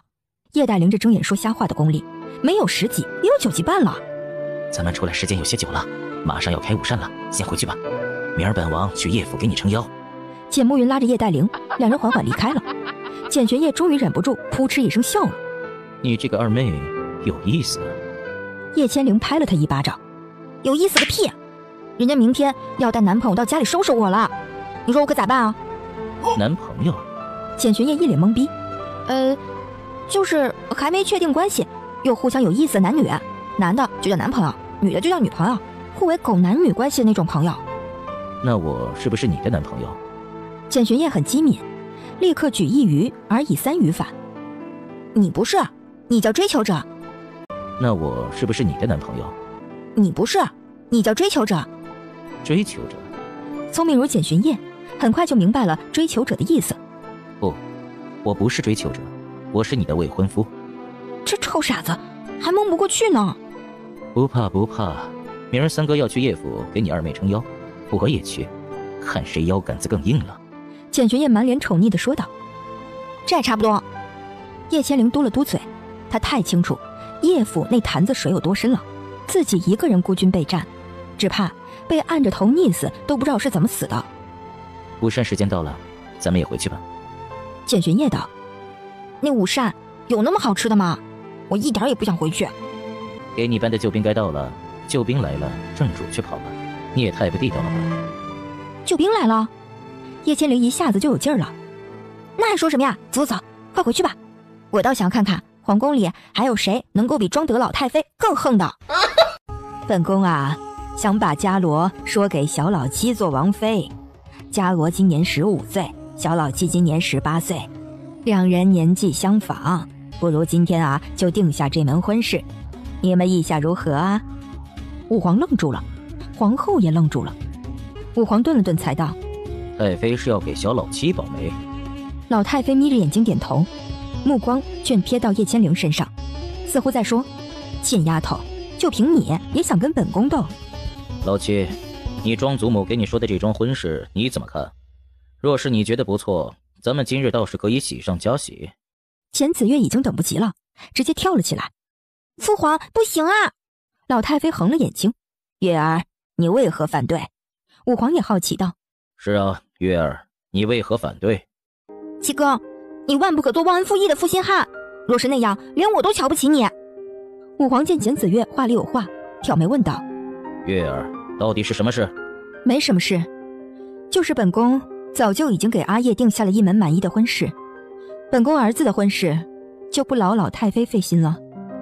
本宫儿子的婚事就不劳老太妃费心了。”就在众人全都一脸发懵的时候，一个冷冰冰的女声传了进来：“柔妃。”众人都愣了，唯有武皇在惊愕之后腾的一下站了起来。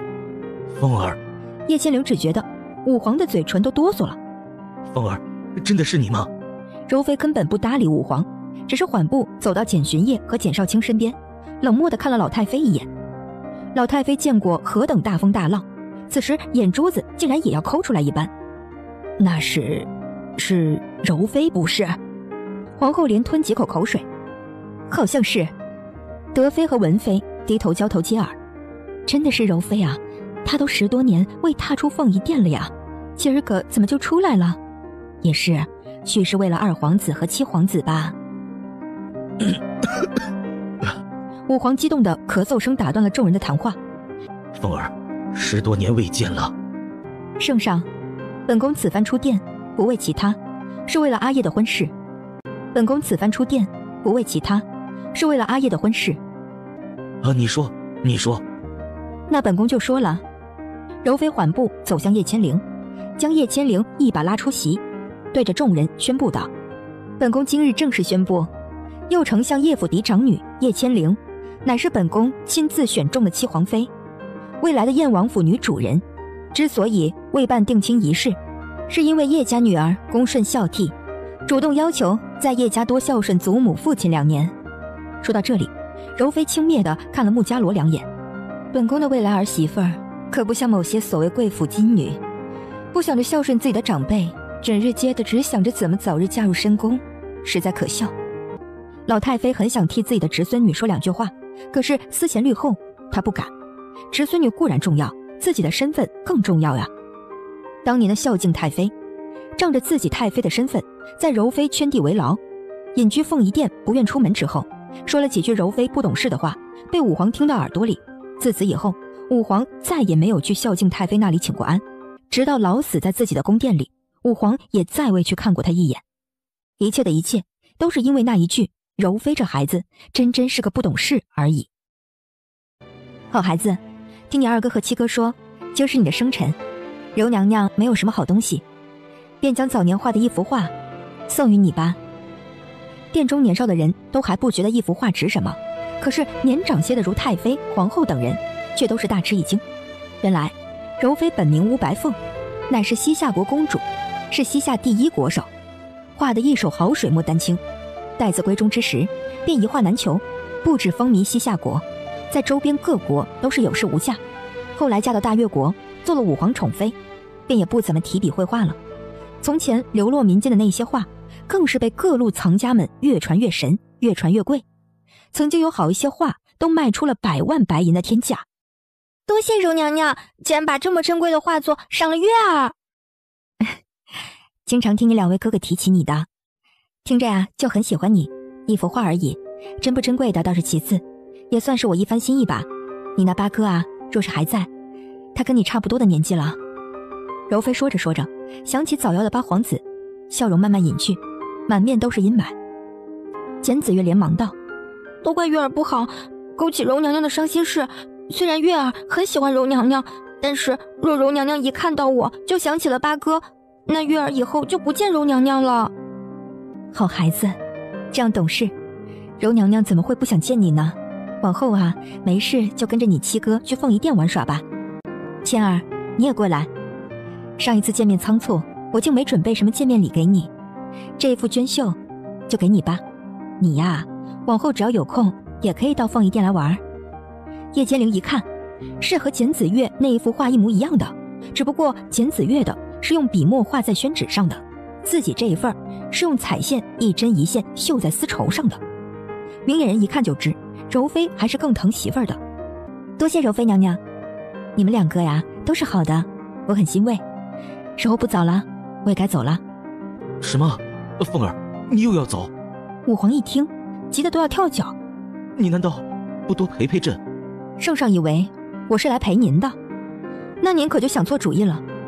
柔妃说完，便傲娇的快步离开了，挥一挥衣袖，不带走一片云彩。武皇的眼睛都快抠到柔妃后背上去了。此刻他恨不得能跟简子月和叶千灵交换身份，他也想去凤仪殿找柔妃玩耍呀。简玄烨不知道什么时候凑到了叶千灵的身后。怎么样，我给你搬来的救兵如何？你娘的杀伤力太大了，现在整个公主殿都成了战争过后的修罗场了。恭迎3皇子。快都起身吧。戴琳，瞧瞧本王给你带什么好东西来了。叶戴琳羞红了脸。瑞王爷。简慕云这才意识到10几双眼睛看着自己呢。叶相，府上好和睦，好热闹啊！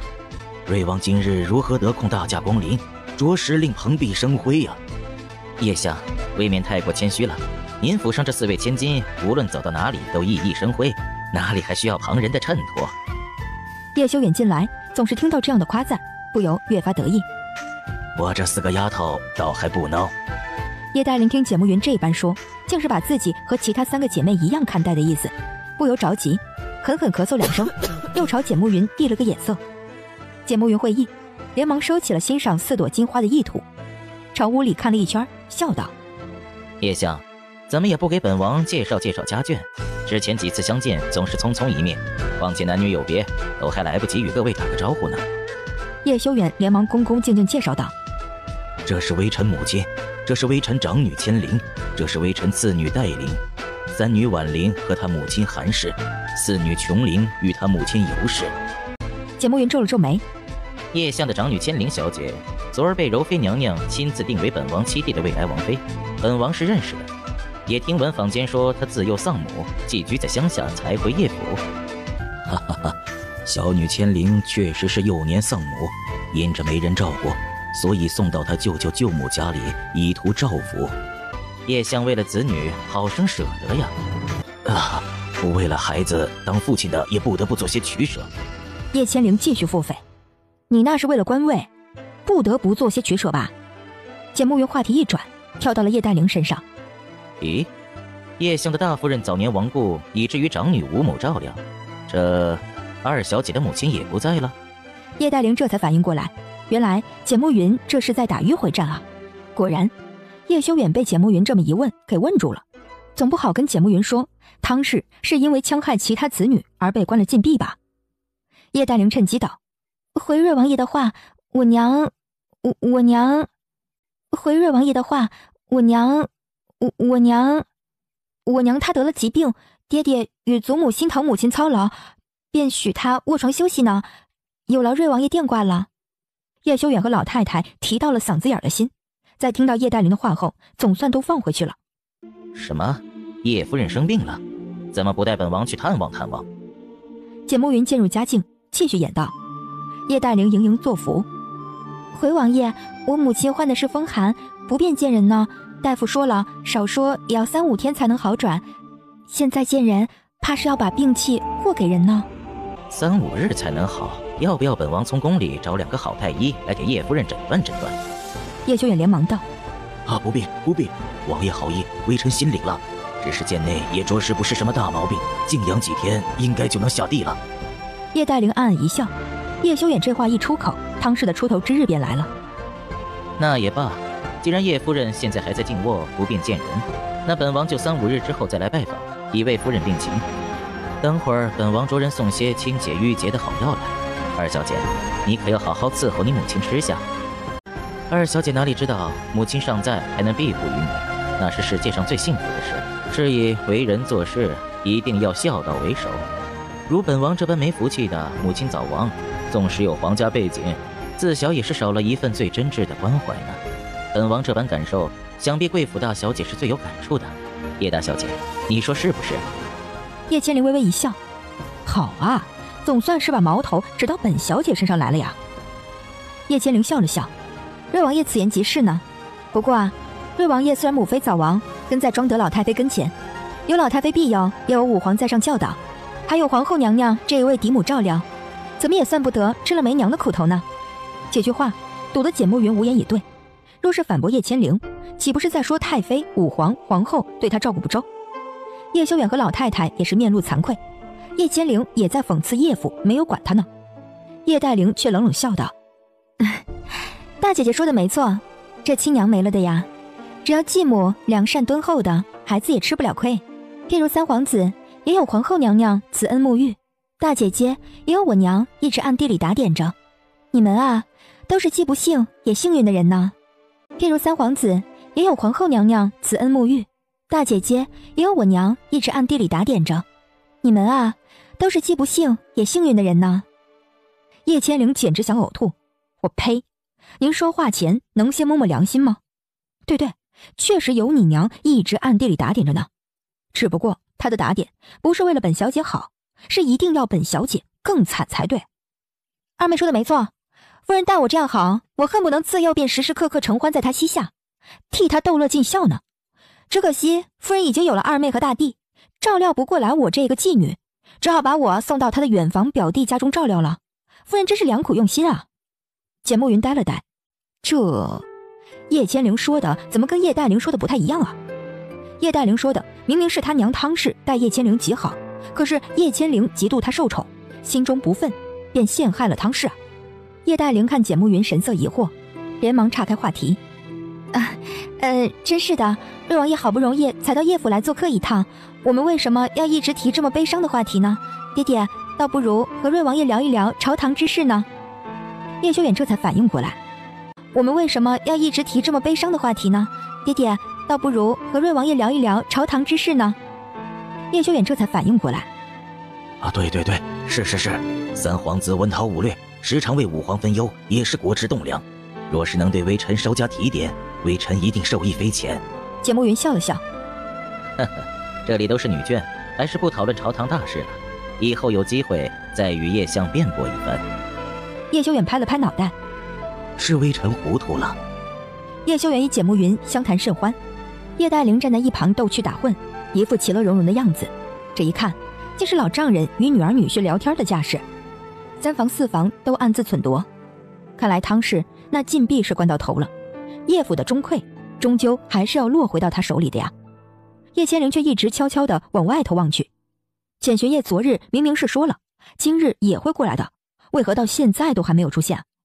难道就这么眼睁睁地看着叶黛玲和简慕云联手把汤氏给捞出来了吗？只等了半天，简慕云已经拱手告辞了，简玄烨还是连影都没有露。叶千灵不禁感慨，靠，这男人靠得住，母猪能上树啊。母亲，您看这事儿。老太太叹了一口气，不说话。爹爹，祖母，对不起，都是黛儿不好。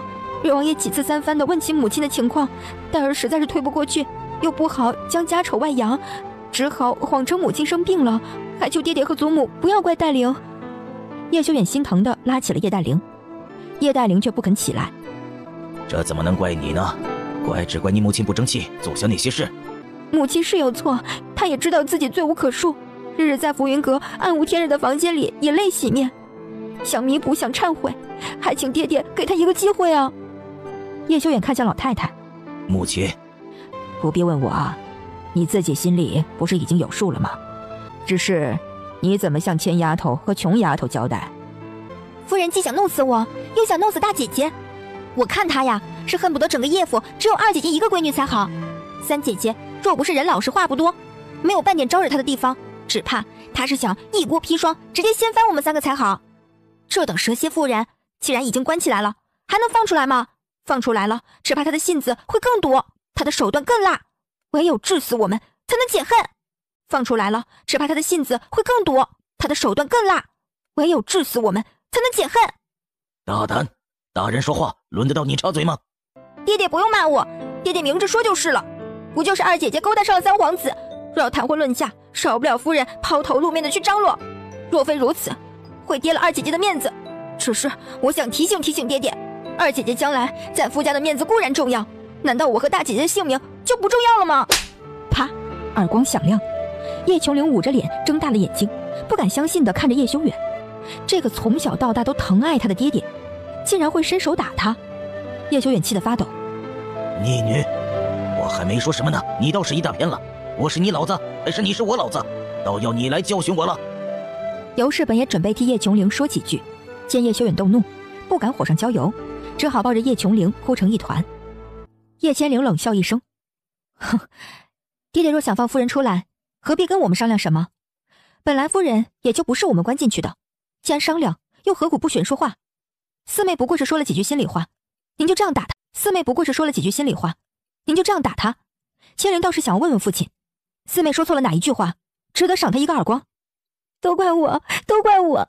本来爹爹提醒黛玲，三皇子乃是良配，若得他青睐，不止于黛玲自己是一桩好婚事，于叶府也是一个靠山。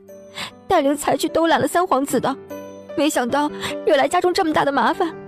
罢了罢了，黛玲明日便修书一封，告诉三皇子，我与他有缘无分，切莫再想那风花雪月之事。他得了我的信，吃了我的闭门羹，自然不会再踏入叶府半步。母亲是死是活，他都不会再过问半句，更不会注意到母亲是不是被关了禁闭了。不可，万万不可呀！不可，万万不可啊！可是母亲又不能放出来，否则就会对不起大姐姐和四妹。有一个犯了错被关着禁闭的母亲，戴玲没脸再见三皇子。放，明儿就把你母亲放出来，你安心与三皇子继续交往，好好的培养感情。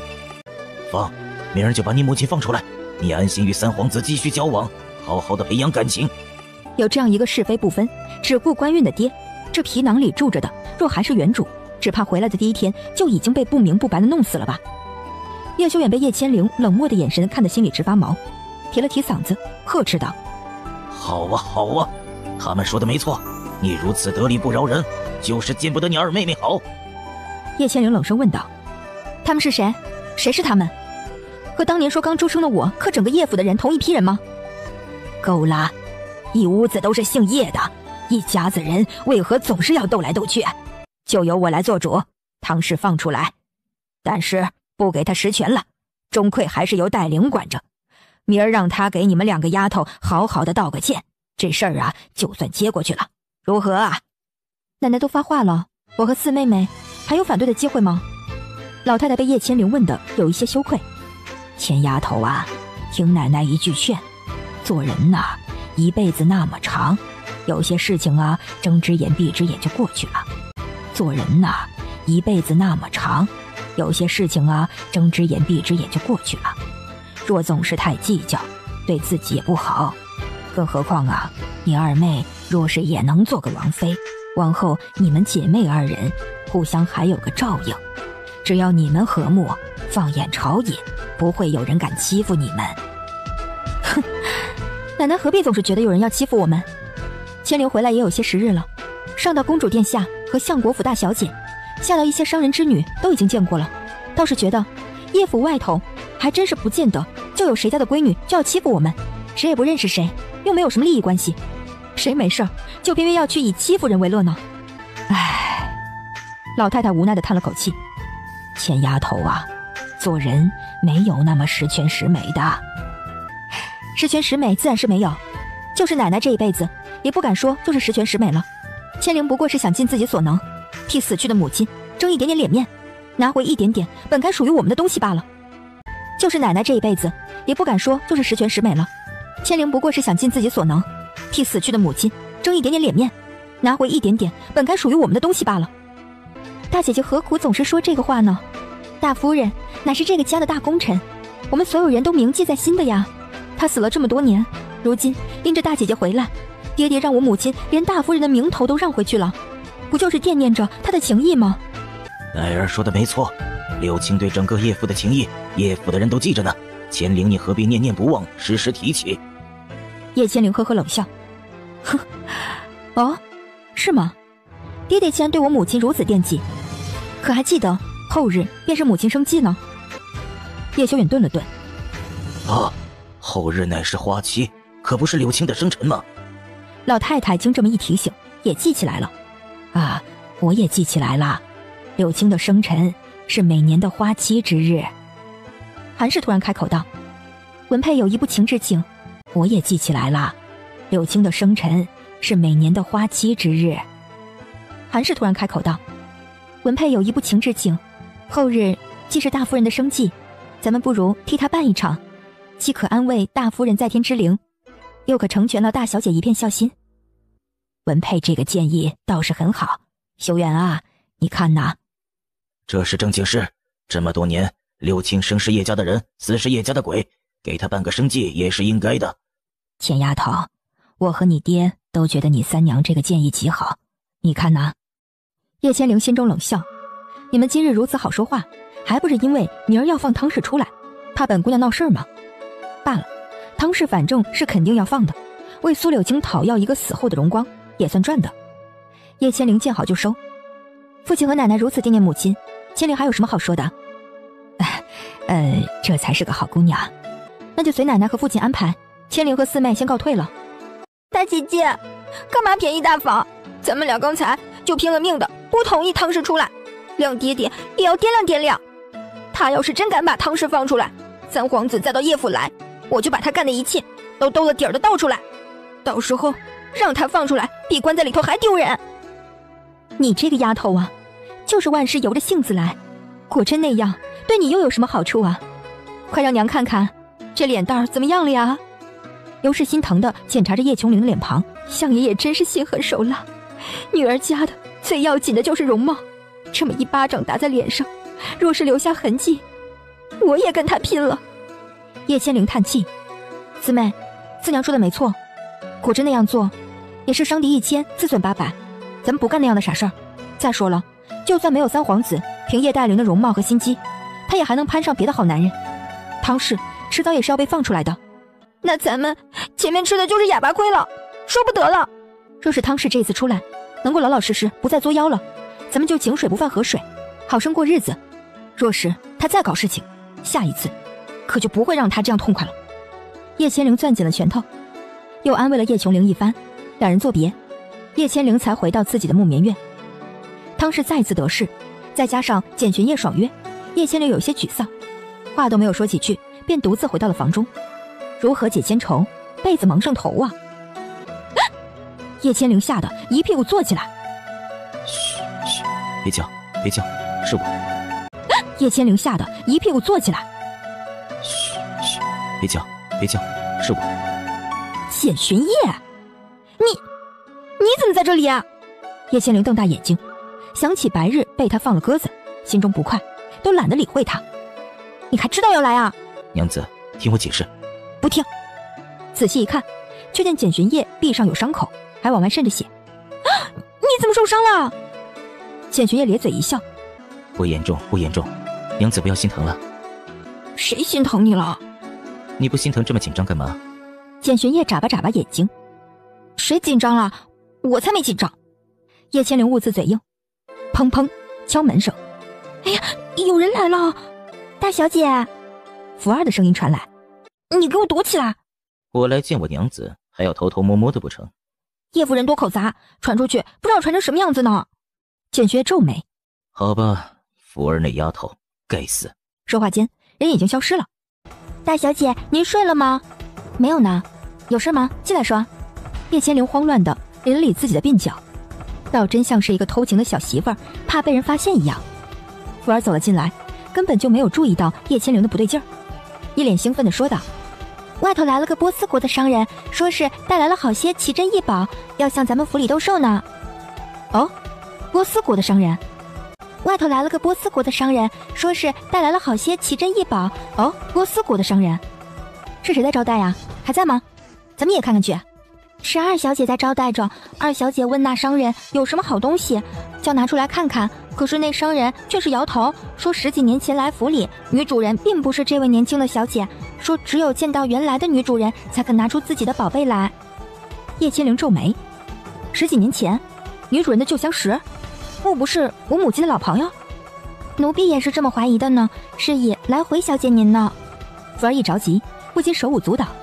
二小姐见那商人无论如何也不肯拿出好东西来让他看，有些生气，便说他是骗子，要赶他走。可是那人又说自己还认识咱们相爷，二小姐不敢造次，便说相爷和女主人都歇息下了，明日再禀明了相爷会见他，现下给他安排了一个房间住下了呢。有这样的奇人？福儿点头。咱们明日又有好戏看了。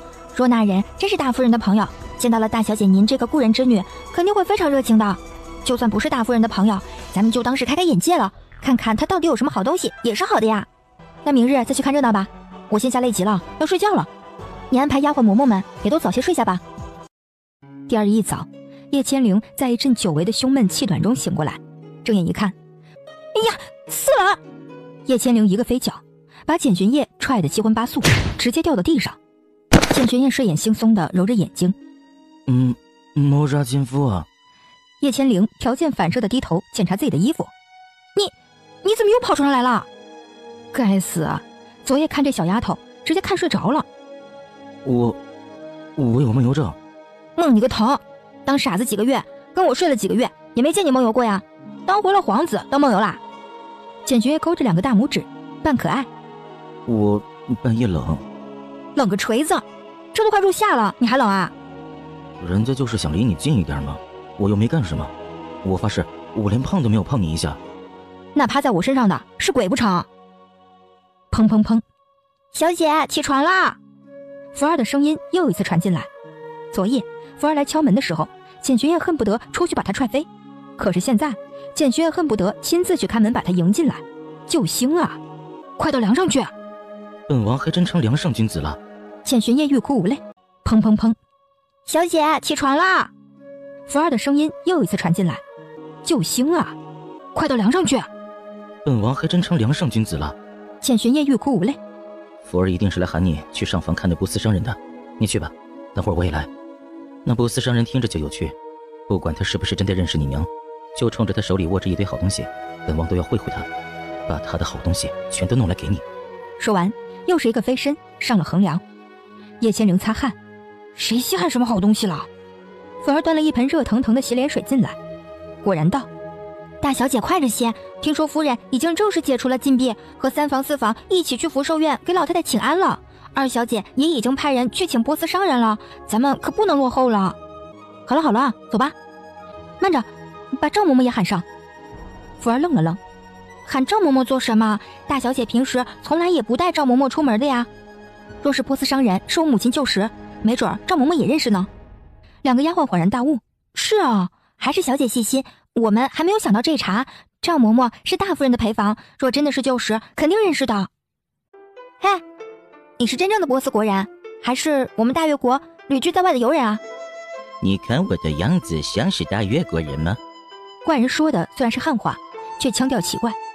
你还真是波斯国人呀？波斯国好玩吗？离咱们大越国远吗？听说要坐几个月的船才能够到的，是不是？海上有趣吗？有大鱼吗？听说海里有一种大鱼，一张嘴能吞掉1条船，是真的吗？老太太忍不住笑道：熊丫头，人家既然不是大越国人，能说咱们的话就不错了。你一嘟噜问出这么多问题，只怕他都不见得能听明白。叶琼灵想想也是，但还是忍不住接着问道：你认识我爹爹？没错，但我和你爹爹并不熟，我主要是认识你们夫人。叶琼灵冷下脸，不屑地指了指汤氏：那不是我们夫人，你有话找她说去吧。怪人看了汤氏一眼，摇了摇头：不，叶府的夫人不是这位。叶琼灵瞪大眼睛，心里却暗爽：你认识的不是这位夫人，那是哪位啊？这就是我们夫人呀。我认识的叶夫人姓苏，苏夫人呢？怎么会变成了这一位？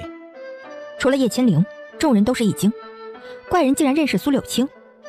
汤氏的脸色也难看了起来，这么多年了，竟然还有外人记得叶府的夫人是苏柳青，他简直想直接把这个怪人掐死，让他闭嘴。听说家里来了位波斯商人，还认得本相，在哪儿呢？叫过来让本相看看。叶修远也下朝归来了，一进来便看到了站在屋子中央的怪人，惊了一惊。这位莫不就是那位波斯商人？怪人微微地行了个礼：想也好，不知府上苏夫人何在？叶府的女主人怎么变成了这个夫人？叶修远被怪人直截了当的问题问得一怔，心想这人什么来路啊？不只认识苏柳青，还这样无礼桀骜，这么大言不惭的就询问起自己来了。这就是贱内，你又是何人？如何询问起我叶府的家事来了？哈哈，鄙人并没有查问乡野家事的意思，只是想知道苏夫人哪里去了。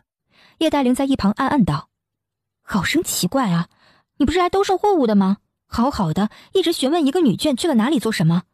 你既然常年行走大越国，难道不知道我大越国乃是礼仪之邦，各家的小姐夫人轻易是不会见外头的男人的？你怎么说的好像与苏夫人很熟似的？这不符常情吧？叶代灵这么一提醒，叶修远便怒了：是啊，你是什么人？如何总是询问我叶府已经逝去的原配大夫人？是啊，你是什么人？如何总是询问我叶府已经逝去的原配大夫人？乡野说什么？苏夫人失去了？汤氏总算是插上嘴了：我们苏夫人已经死了15年了，你还问那陈芝麻烂谷子的事？你到底是何人？再不报上名来，在这里装神弄鬼的，我就喊人赶你出去了。怪人还是怔怔地站在那里，叶千灵觉得他整个人看起来都快要哭了，好像沉浸在巨大的悲伤里，完全无法自拔了。看到怪人这样，叶黛灵继续诛心。奇怪，我家大夫人亡故15年了，你伤什么心？你是夫人何人啊？就在这时，叶千灵身旁的赵嬷嬷突然缓缓走了出来，走到怪人眼前，仔细地看了看怪人，小心翼翼地用吴侬软语问道：侬思长林少爷不思？怪人看了赵嬷嬷2眼，眼中突然掉下泪来，也用南方话回道：奶母，阿妹怎么没了？赵嬷嬷也哭了起来，小姐没了10几年了。两人抱在一起哭成一团，看得众人都是一脸发懵，这是什么情况呀？良久，怪人才止住哭泣，对赵嬷嬷问道：我早死记得阿妹如此孩子，那孩子呢？我早死记得阿妹如此孩子，那孩子呢？赵嬷嬷指了指叶千灵：大小姐在那呢。跟我阿妹一个母子磕出来的。赵嬷嬷，男儿叫什么名字？赵嬷嬷答道：大小姐归名千灵。千灵，我是你舅舅啊。叶千灵怔住，舅舅。见叶千灵呆住的样子，怪人更加伤感。千儿，是舅舅不好，这些年都没有来看过你们母女，竟连你母亲去了都不知道。大小姐，这是大夫人娘家哥哥，是你的亲娘舅。叶修远也呆住了。长林兄，是你？苏长林看了叶修远一眼，眼神中尽是不满。我妹妹没了这么多年，你如何连一封信都不给扬州？叶修远面色通红。这个是修远疏忽了。原来当年正是叶修远官运亨通的时候，叶修远虽然跟苏柳青也算恩爱，但是总觉得苏柳青出身商户，拿不出手，不但很少带他见人，也不怎么跟老丈人走动了。直到苏柳青亡故，又把叶千灵送走，干脆就断了与苏家的所有联系。直到苏柳青亡故，又把叶千灵送走，干脆就断了与苏家的所有联系。而扬州的苏家，因为几乎把1半家产都给苏柳青带到了京城，供叶修远打点官路，被竞争对手挤兑，资金周转不过来，生意很快就垮了下来。苏老爷子和苏老夫人也因愁生病，很快就离世了。偌大一个苏家，竟就这么倒了，只剩下苏长林一个孤苦伶仃的扛着。送2位老人上了路之后，苏长林想着二老已逝，妹妹嫁得也不错，不需要自己照拂，干脆把心一横，孤注一掷卖了宅子，将所有身家都带在身上，跟着一支商队踏上了远洋的大船，就此远走他乡，游走在各国，成了一名名副其实的游吟商人。苏长林出生商业世家，自己又有极高的行商天赋，很快便在异国把生意做得风生水起。不知不觉人到中年，纵使积聚了金山银山，身边连一个亲人都没有，不禁越发的惦念起在京城的妹妹，便将国外的生意都交给了手下人，自己又回到了大越国。一打听，当年的穷酸妹婿竟然已经官至丞相。苏长林很为妹妹高兴，他自幼性子乖张洒脱，便想着给妹妹妹婿开个玩笑，所以打扮成了这么个模样进了叶府。谁知道自己的玩笑没开成，老天却给他开了个天大的玩笑。他最疼爱的唯一的小妹，竟然在15年前就已经死了。小妹刚嫁与你的时候，也是身子强健，性子活泼，直到我走的时候，尚且收到她一封家书，说自己已经怀孕在身。如此算算，竟是就在那封家书不久之后便没了。你是怎么照顾她的？我可记得你当年求娶小妹的时候，跪在我阿爹阿母面前，举天发誓会一辈子待小妹好的。叶修远被苏长林揭了老底，羞愧难当，不敢说话。老太太也被苏柳青的这一位娘家人质问得无言以对。毕竟苏柳青死的那一年尚不足20，无论怎么算都是早夭。叶家确实是没脸面对苏家的。叶黛玲见他们都不说话，上前轻声慢语地说道：原来是苏家舅舅，黛玲先前无礼了，还请舅舅不要放在心上。苏长林看了看叶黛玲，脸上现出疑惑。赵嬷嬷连忙介绍：长林少爷，这是2小姐，那是3小姐、4小姐。老太太您认识的，那位是现在的夫人汤氏，那2位分别是姨太太韩氏和尤氏。苏长林见妹妹青春早逝，叶修远却左拥右抱，依然热热闹闹的一大家人，心里更加难过。但是叶黛玲毕竟是晚辈，也不好发作，只好淡淡的点了点头。哪知道叶黛玲却是有备而来，先喊了一声舅舅，把苏长林的话给噎回去了，自己却说起来了。舅舅方才质问父亲为何没有照顾好大夫人，这话有失偏颇了。舅舅方才质问父亲为何没有照顾好大夫人，这话有失偏颇了。虽然黛玲当年也还没有出生，但是父亲这些年对大夫人的惦念，我们做儿女的却都是看在眼里的。就连我母亲，即便是田房做了正室这么多年，也依然不敢以大夫人自居的。这个名头始终都是苏氏的，而且明儿个是大夫人的生忌，我们昨日还在商量着给她办一场呢。就连大姐姐的婚事也都是在叶府拔得头筹的，父亲费尽心思将她说给了七皇子燕王爷，将来那是凤冠霞帔的诰命王妃呢。大姐姐，您快跟舅舅说说呀，我有没有编半个字？叶黛玲一句话便把矛头指到叶千灵的头上去了。叶千灵此时若是揭露在座这些人的嘴脸，一来丢了叶府的脸面，二来也会让苏长林更加难以释怀。舅舅，二妹妹说的都对，父亲的确记着母亲呢，就算他不记，千灵也会一直提醒着呢。苏长林纵横商场这么多年，察言观色的本领自不必说，不过是看着叶黛玲和叶千灵你来我往说了几句，便已经猜到些首尾，淡淡道：千儿，舅舅这些年都没有看过你，待会儿没人的功夫，再好好的给舅舅说说你这些年都过得如何。叶修远咳咳两声：千儿，舅舅这些年都没有看过你，待会儿没人的功夫，再好好的给舅舅说说你这些年都过得如何。叶修远咳咳两声。叶千灵笑道：舅舅不必挂怀，千灵这些年过得好呢，爹爹，哦不，尤其是夫人很照顾我呢。那就好，舅舅我此番归来带了许多好东西，原本准备送给你母亲，既然我那小妹福薄，便都给你吧。舅舅，怎么了？来京城之前，我先回了一趟扬州，把咱们苏家原来的大宅赎了回来，又四方寻找当年家里的那些仆人，想把苏家重整起来。可是当年的那些老人散的散，失的失，几乎都找不到了。最后我只找到了从前的老管家，那老管家的女儿桂香，当年也是你娘的配房丫头之一。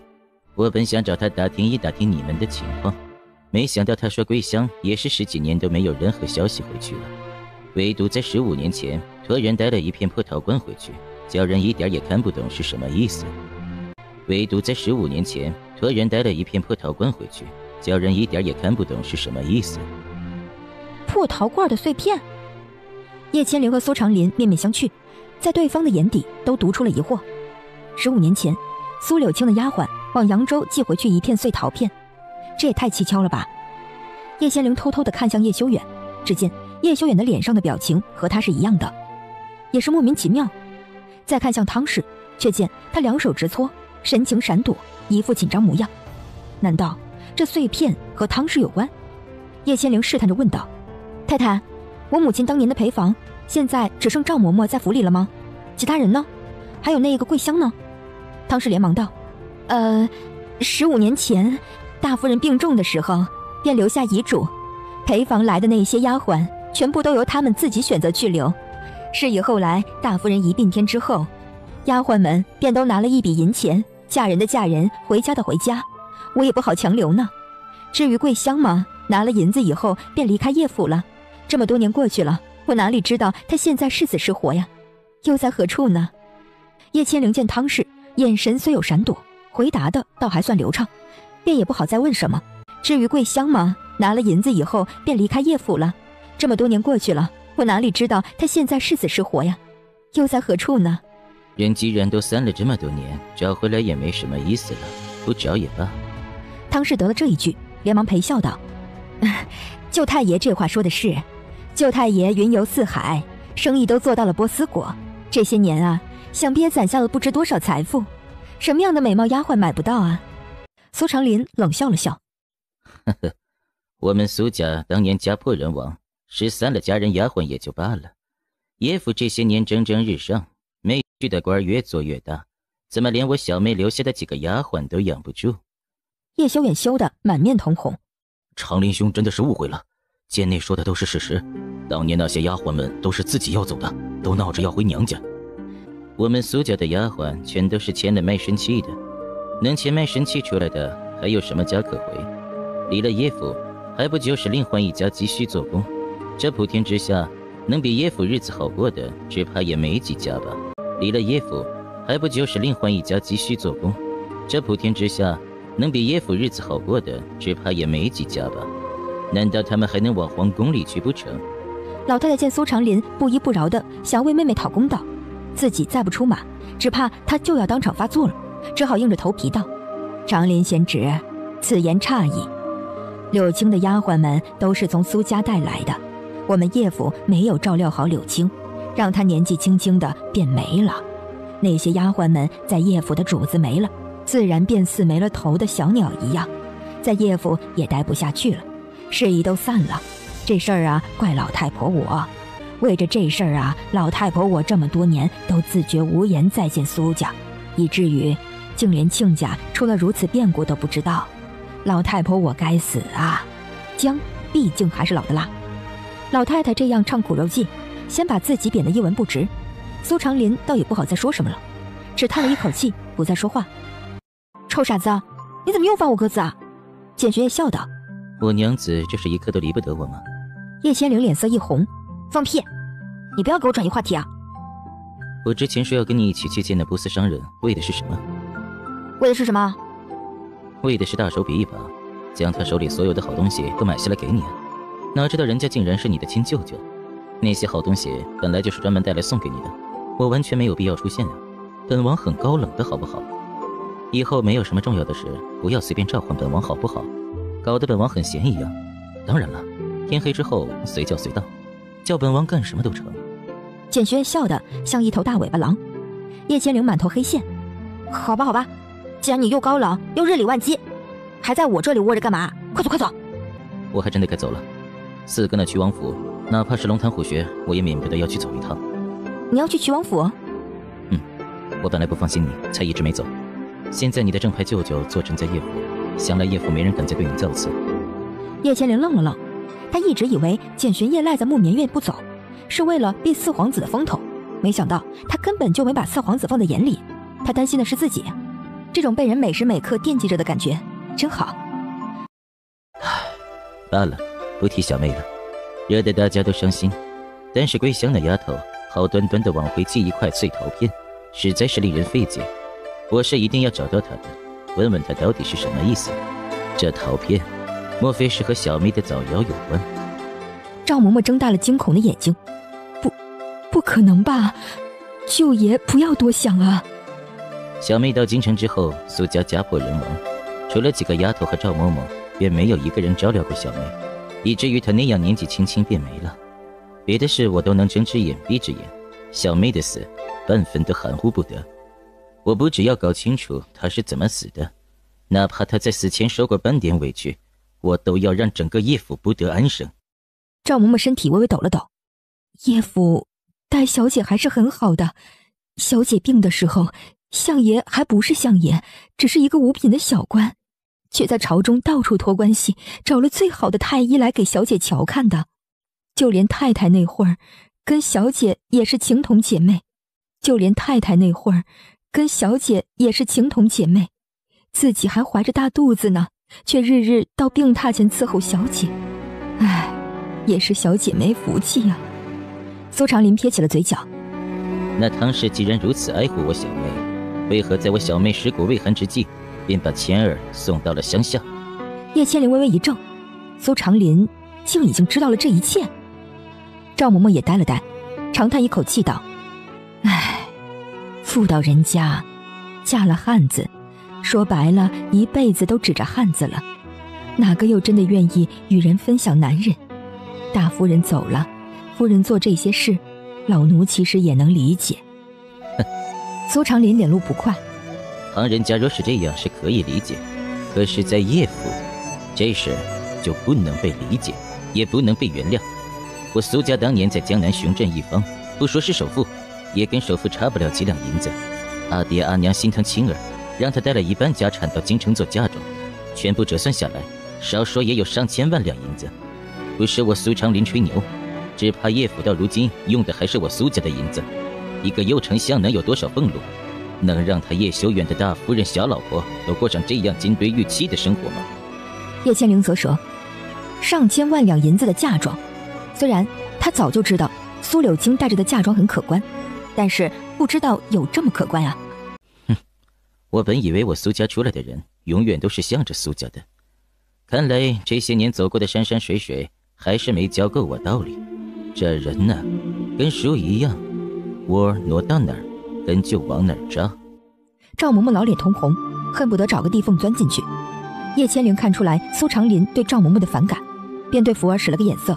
福儿会意道：哎呀，赵嬷嬷，小姐晚上还要吃冰糖燕窝，小丫头们手脚笨，怕看不好火候，还是麻烦嬷嬷先回一步，把燕窝炖上吧。赵嬷嬷也知道叶千灵这是在给自己台阶下，便唯唯诺诺的回去了。真是没看出来呀，赵嬷嬷平日里对小姐好像死心塌地似的，没想到她打心眼里还是向着太太他们的。舅舅莫要生气了，赵嬷嬷之举也是人之常情。汤氏虽然说当年那些丫头都是自愿离开的，能信吗？肯定受到她的威胁或者排挤，在府里待不下去了才走的。至于赵嬷嬷，一来正好赶上老太太来了，还顾念着一点婆媳之情把她留下了；二来她能在叶府待这么多年无虞，肯定也是受了很多委屈，忍下了很多闷气，渐渐的就呆出了奴性。苏长林听叶千灵这样说，只觉得这个外甥女真是气度非凡，自己被欺负成这样还能替他人着想，不由更加心疼了。千儿，舅舅已经在京城买下了一块地，本来说将来也送给你当嫁妆，现在既然不打算走了，舅舅把宅子盖出来，你若是在叶府待得不爽，随时搬到舅舅那里去，哪怕住到80岁，舅舅也养着你。叶千灵捂嘴笑，80岁那不成老姑娘了吗？舅舅也成老妖怪了。迎珠也笑道，舅太爷，就算我们小姐愿意，只怕七皇子也要去撬了您的宅子呢。要是现在七皇子便已经吵嚷着要把小姐娶回去了，哪还能够等到80岁呀？千儿，总听说你与七皇子已经定下了，是怎么个定法？下了聘书，过了聘礼吗？光是嘴上聘可不成。还有，那小子待你如何？如果有半点不好，立刻不要搭理了，咱们再寻对你百依百顺的女婿来。舅舅，你放心吧，简巡夜待我极好的，我们之所以没有过聘，也是我让他晚一些再办的。为何？这叶府又脏又臭的，有什么好留恋的？那小子既然待你不错，还不是越早离开越好？叶千灵明澈的大眼睛里露出金光。叶府拿着母亲的嫁妆逍遥到如今，舅舅难道就不想替母亲讨回一点来吗？苏长林沉默片刻，千儿，你说的没错，我总觉得你母亲之死绝对不像他们说的那样简单，待我查明真相，我们再想想怎么治他们。舅舅难道就不想替母亲讨回一点来吗？千儿，你说的没错，我总觉得你母亲之死绝对不像他们说的那样简单，待我查明真相，我们再想想怎么治他们。叶千灵总算觉得自己不是在孤军奋战了，而且与他并肩作战的这个人是舅舅，亲舅舅。叶千灵又坐了一会儿，便起身道：舅舅，我还有点事儿，要去四房找四姨娘和四妹商议一下，你早些歇息吧。大姐姐，早上五娘看到这块陶片，就觉得甚是奇怪，正说着要去你那里讨来看看呢。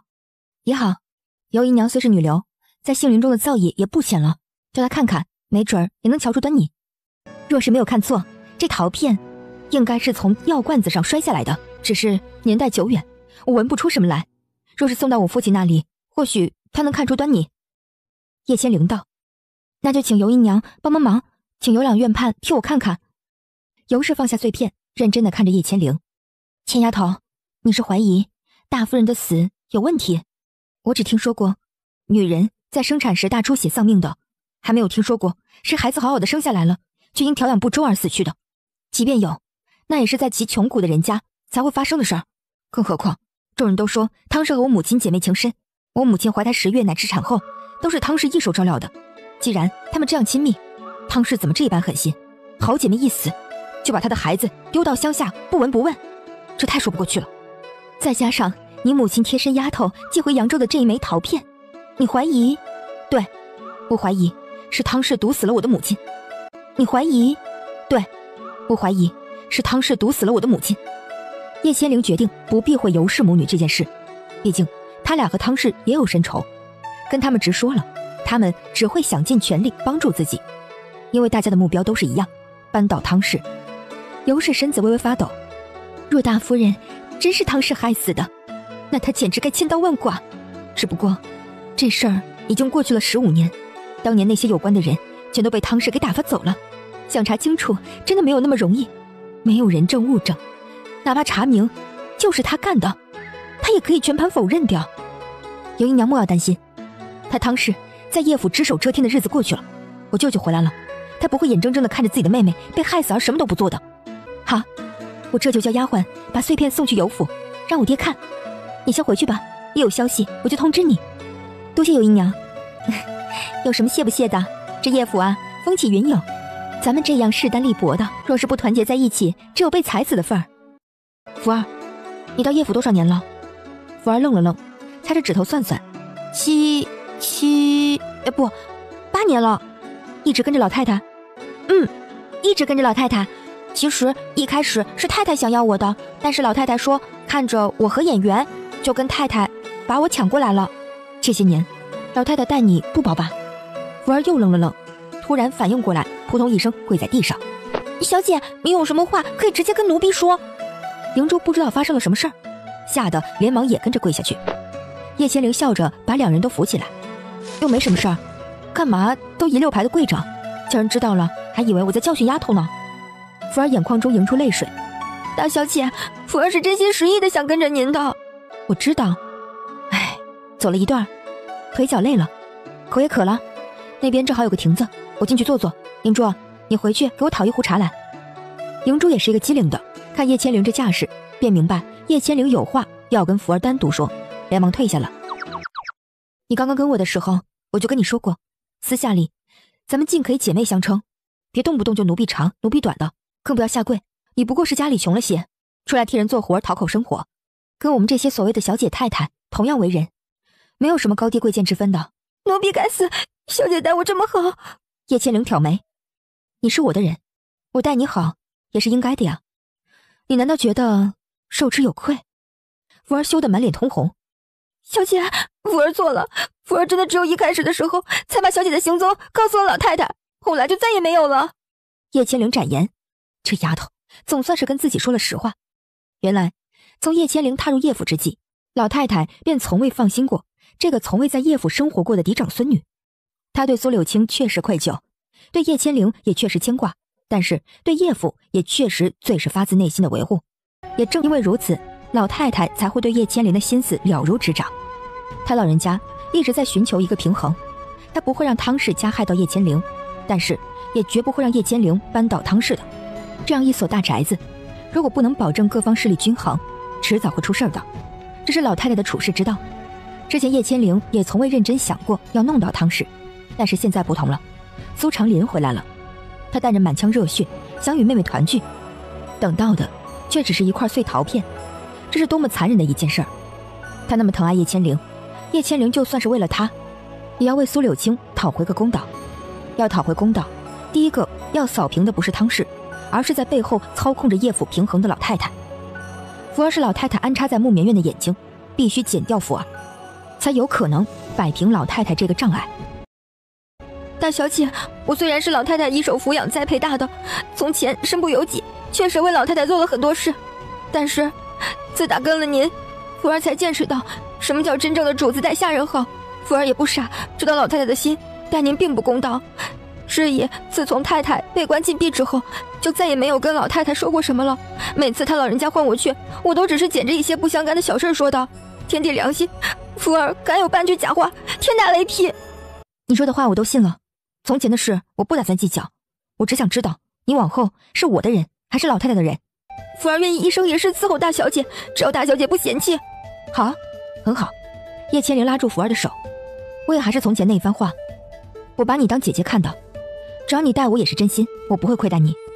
多谢大小姐不计前嫌，福儿无以为报，将来若有需要，可以为大小姐去死。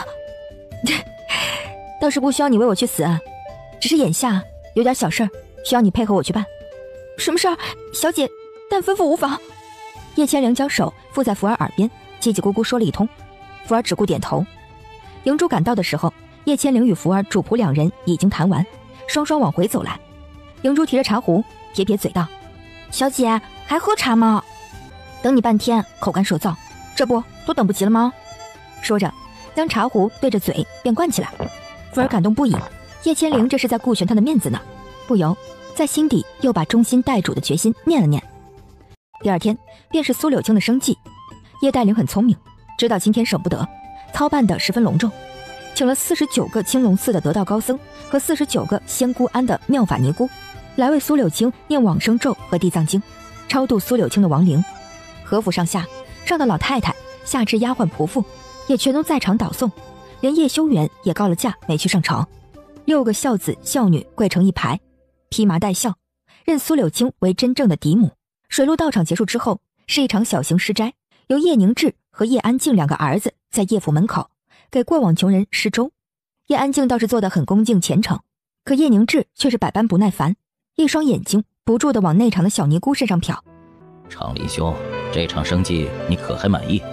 苏长林拉下脸来：“小妹是叶府正儿八经的女主人，是你3媒6聘的原配老婆，为她办生计，你对得起自己的心就罢了。我有什么满意不满意的？”叶修远被苏长林臭得羞愧难当，夹起尾巴站到一旁，不敢再招惹他。叶千灵看叶修远被苏长林怼得说不出话来，心里畅快不已。正在这时，尤氏走过来，暗暗使了个眼色。叶千灵知道是碎陶片有消息了，连忙跟着尤氏走到一边。我爹派人带话过来了，那碎片确实是一个药罐子，而且那药罐子来自汤府。叶千灵瞪大眼睛：“何以得知？”尤氏从袖中掏出陶片，指着一个暗红色的印记道：“你仔细看看。”叶千灵眯起眼睛看了许久，果见那里是一个篆书印章，是个汤字不假。这是年份久了，印章的颜色已经褪得和陶罐本身的颜色差不多了，不仔细看根本看不出来。原来京城之中有个风气，大户人家的用具如灯笼啊、瓷器啊、马车呀，都喜欢找人专门定制，刻上自己家的姓氏，以彰显门楣。这是汤氏的药罐子，而且这个罐子炖过很久的药，不信你看陶片的反面。叶千灵一看，反面黑乎乎的，确实是淹进了一层厚厚的药渍。想必尤老院判已经知道了罐子都炖过什么药了吧？没错，这罐子长期炖了产后调养的药，都是大补的药，如人参、燕窝、西域虫草、天山雪莲、极品阿胶等等。叶千灵愣住，这么说来，汤氏还真的是对我娘很好。尤氏冷笑一声：“哼，她若是真的待大夫人好，大夫人岂能在服了她的补药之后，短短月余就丧了性命？还请尤姨娘明示，这些补药单着吃，哪一样都是可以吊命的天才地宝，绝对的好东西。但是坏就坏在混在一起，还请尤姨娘明示，这些补药单着吃，哪一样都是可以吊命的天才地宝，绝对的好东西。但是坏就坏在混在一起。”数十种大补神药药效全都发挥出来，对一个刚刚生产完的虚弱产妇来说，无异于毒药。药性全都冲上来，再厉害的人身子都要被烧坏。大夫人就是被这些补药烧死的。叶千灵震惊，如若如此，那根本就是逮不住汤氏的尾巴。汤氏真的是太狠毒了，他一定是早就觊觎大夫人的正房位置，又惦记着大太太的巨额嫁妆，所以才会下此狠手。尤姨娘，这陶片麻烦你帮我还是送到尤老院判那里去保管。倩丫头，你放心吧，我一定妥善处置。两人偷偷聊完，苏长莲正好走过来道：“倩丫头，晚间无事，陪舅舅出去转转。舅舅对这圣京城还不是很熟悉了。”尤氏微微向苏长莲点了个头，便快步离开了。叶千灵应道：“好的，舅舅。”你与四房姨太太在说什么？叶千灵想了想，决定还是暂时对苏长莲保密，便道：“啊，没什么，就是闲聊几句。啊，对了，舅舅，你派人去寻找桂香了吗？”苏长林点头道：“我花了一笔银子，找到京城最神秘的组织青衣门。传闻只要花得起银子，没有青衣门找不到的人。”青衣门？你小姑娘家足不出户的，还是不要打听这些神秘组织了，以免惹祸上身。只需要静静地等着舅舅把桂香带到你面前就行了。叶千灵知道苏长林是担心自己的安危，乖巧的点头应道：“千灵懂了。”这不是你们府上大公子吗？可不是吗？也不知道这大半夜的出来干什么。苏长林神秘一笑，15、16岁的公子哥大半夜背着父母出来，还能干什么好事？爸，你姑娘家别管他们这些污糟事。叶千灵嘿嘿一笑，嘿嘿，怎么听着舅舅这话，舅舅好像是过来人啊？我揍你个小丫头片子！苏长林做事要打叶千灵，两人说笑之间，又有一乘小轿到了小院门口。嘘，舅舅你看，还有人来。两人都是伸长了脖子，只见轿子上下来一个小尼姑，和叶凝志一样，下轿子第一件事先是贼眉鼠眼的四处张望了一番。小尼姑袅袅挪挪进了院子，院门再次死死的关上。污糟！你老子一心只顾自己往上爬，对子女却疏于教导。男孩不求上进，只贪女色；女子不温柔贤良，只图奸虚。叶府的根已经烂了，纵使再给他1000万两，也改变不了走下坡路的命运。叶千灵调皮的笑着，汤氏是一条毒蛇，叶黛玲是他的毒牙，叶凝志是他的七寸。现在这个七寸暴露在外，舅舅说我们要不要狠狠的打七寸啊？你想借这件事狠狠打击一下汤氏？现在这个七寸暴露在外，舅舅说我们要不要狠狠的打七寸啊？你想借这件事狠狠打击一下汤氏？他在叶府盘踞这么多年，早就占山为王，根基盘宗错杂，想一次狠狠打击也不太现实，但是一次给上一小刀，也能够挫走他的元气，总有一天熬成他的大伤。苏长林撇起嘴角，千儿啊，你怎么不是我的女儿呢？舅舅可真是太喜欢你这个性子了，又聪明又果断，完全没有半点娇柔造作。叶千灵捂着脸，舅舅，你这叫什么？你知道吗？叫什么？这叫老王卖瓜，自卖自夸。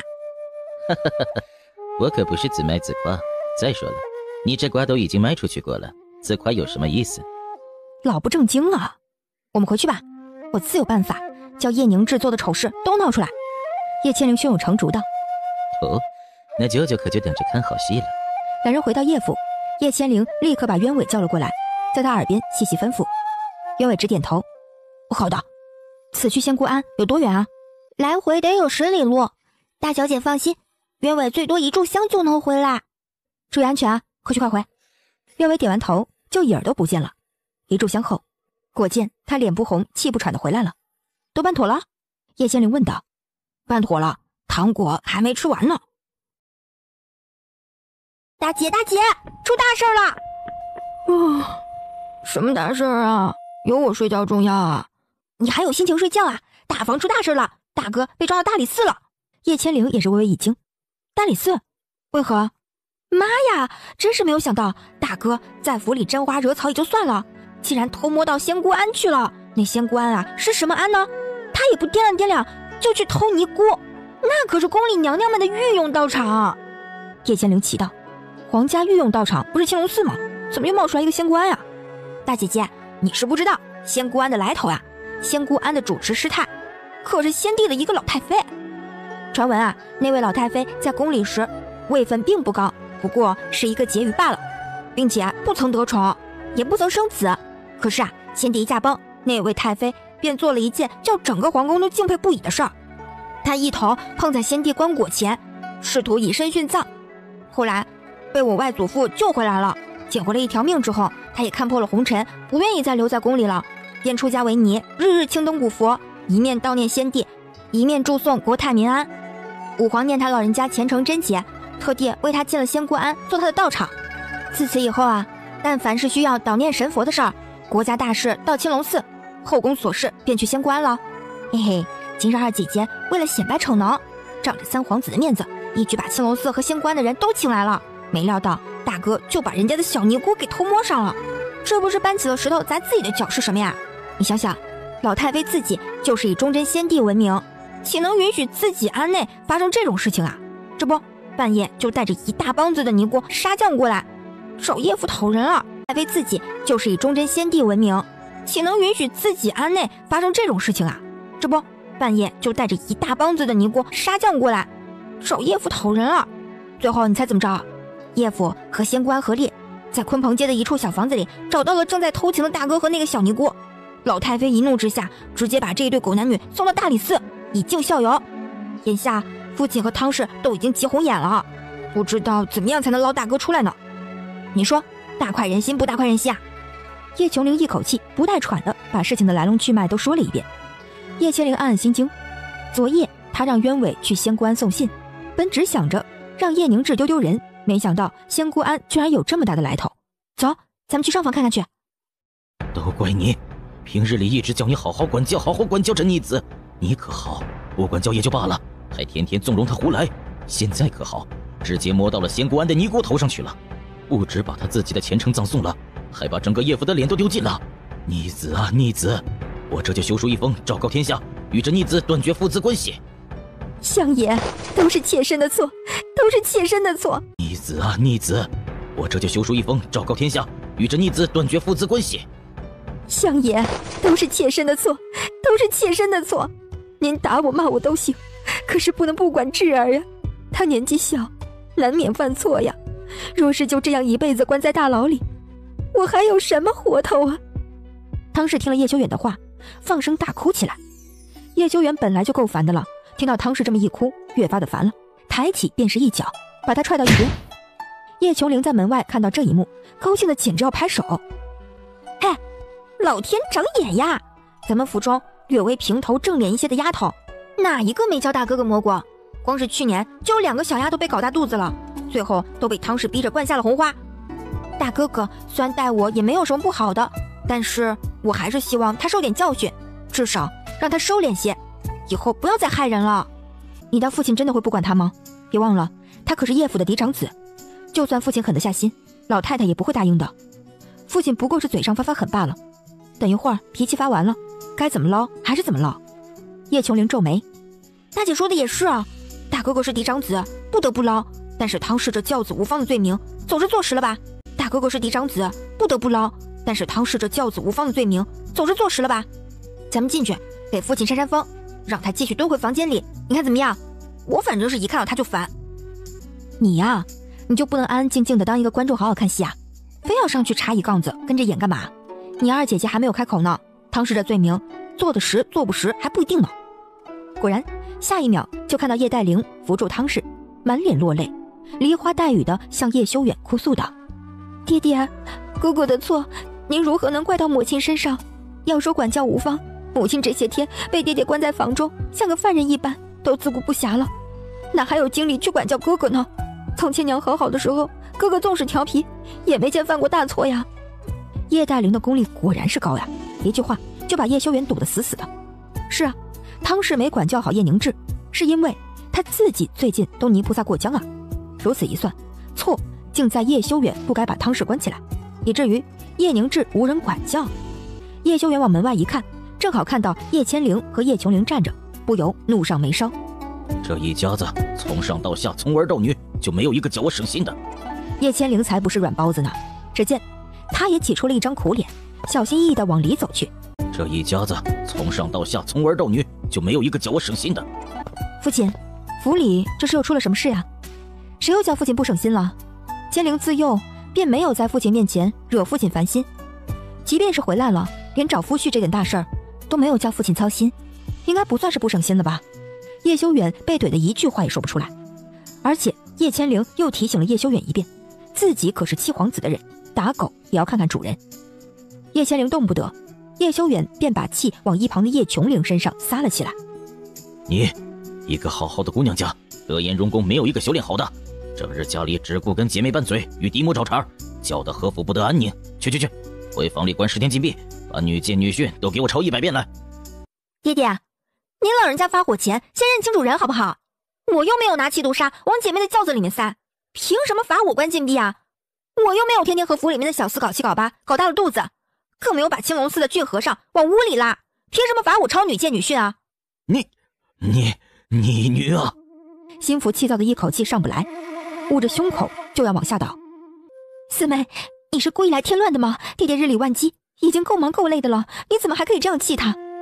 叶琼莲张大嘴巴，我去，气老头子的明明就是你哥，关本姑娘什么事儿啊？怎么变成我气老爹了？四妹，你是故意来添乱的吗？爹爹日理万机，已经够忙够累的了，你怎么还可以这样气他？二妹，你误会四妹了，她也是想来帮忙的。帮忙？大姐姐自进府以来，便和四妹亲后，你们莫要把戴玲当傻子。戴玲心里明白，你们是来看大房的笑话的。你们对大房有误会，戴玲全都知道。只是一直想着自家亲姐妹闹点小性子也是有的，时日一长总是能够化解的。可是现在大哥哥被关在大理寺，真的不是闹矛盾的时候啊！咱们该拧成一股绳，一起想办法救大哥哥才是啊！戴玲相信，此时在大理寺的若是大姐和四妹，戴玲一定会和大哥哥不顾一切的去救你们的，哪怕以身把你们换出来，戴玲都愿意。你哥才在大理寺呢，你一家都在大理寺，老娘洁身自好，怎么会进大理寺啊？叶千灵和叶琼灵都在心里疯狂的骂埋屁，整个叶府还能找到比叶黛玲更不要脸的吗？那干逆子，若是有戴儿你一般懂事，我死也瞑目了。干逆子，若是有戴儿你一般懂事，我死也瞑目了。爹爹，您别这么说呀，您是整个叶府的顶梁柱啊，您是儿女们的靠山，大哥哥还等着您去救呢，您怎么能说这种丧气话？罢了罢了，家门不幸，家门不幸啊！自不养父之过，我这也是在还债呀。大姐姐，您方才说您和四妹是来帮忙的，敢问你们有什么法子能帮大哥哥的？都是自家兄弟，想必大姐和四妹刀子嘴豆腐心，其实也是和我们一样着急的。关键时刻，这就看出来姐弟情深了。这是自然的，我们呀，也是听小丫鬟们嘀咕，才知道大弟出了这样的事儿。咱们人微言轻的，其实也帮不上什么。但是四妹的外祖尤院判，毕竟救过那仙姑庵主持老太妃的性命，想必能替叶府说上几句话。叶修远一拍脑袋，哎呀，我怎么忘了这茬？黛儿，快准备一份厚礼，我这就去游府求老泰山去。叶琼灵瞪着叶千灵，用眼神怒问：为什么要这么提醒他们？为什么要这么提醒他们？叶千灵假装没有看到叶琼灵的怒视，而是对叶修远道：父亲，您去求有老院判办事，就这么去，不太好吧？叶修远不解，千灵这是什么意思？叶千灵朝香武院的方向努努嘴。千灵以为这事儿让尤姨娘出面会事半功倍。叶修远又拍了拍脑袋，我这脑袋呀，急糊涂了都。千灵说的不错，这事儿应该交给青娥去办。若梅，快准备一份厚礼，交给青娥，让她去求她爹。叶琼灵总算是明白了，叶千灵这是在给汤氏下绊子呀，这哪是去跟尤老院判求情啊，这分明是让汤氏去求尤氏啊。大姐姐，你为何要把我外祖父拉出来给大房做人情啊？你觉得我不该给他们提这个醒儿是不是？叶琼灵耿直的点头。别说是我外祖父，就是旁人想要帮他们，我都恨不得去搅和黄了。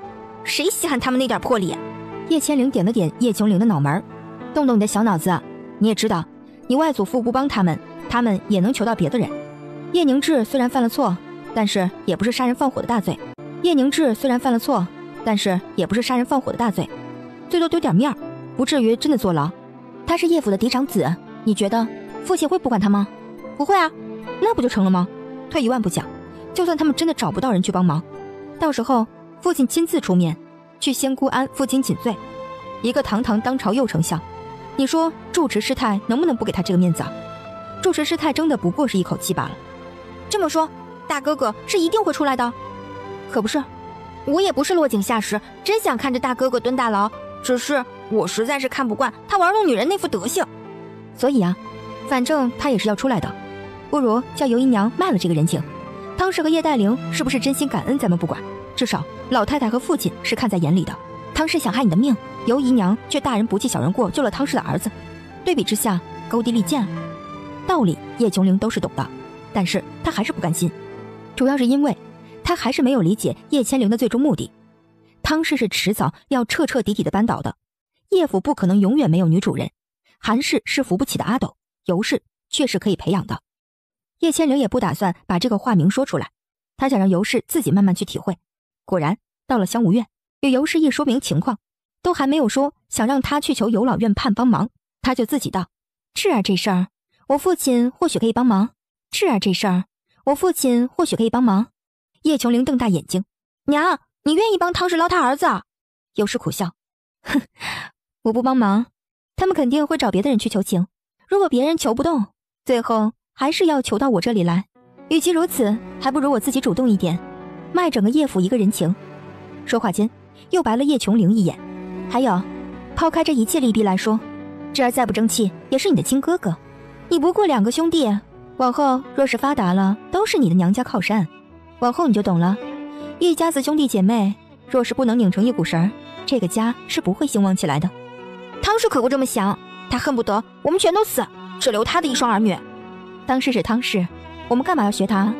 叶千灵很满意，他没有看错人，尤氏不但聪明，还有一颗仁慈的心。拥有这2项品质，将来若他真的能够成为叶府的当家主母，于叶府和他自己都是有利的。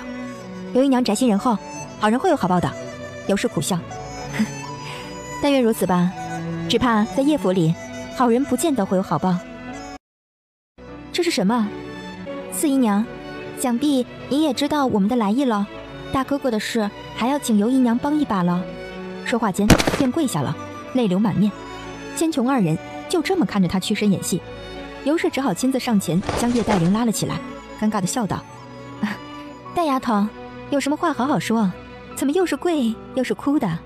叶黛玲把来意说明，又道：“有老院盼，若是肯拉我们这一把，黛玲和母亲哥哥必将这份恩情铭记在心。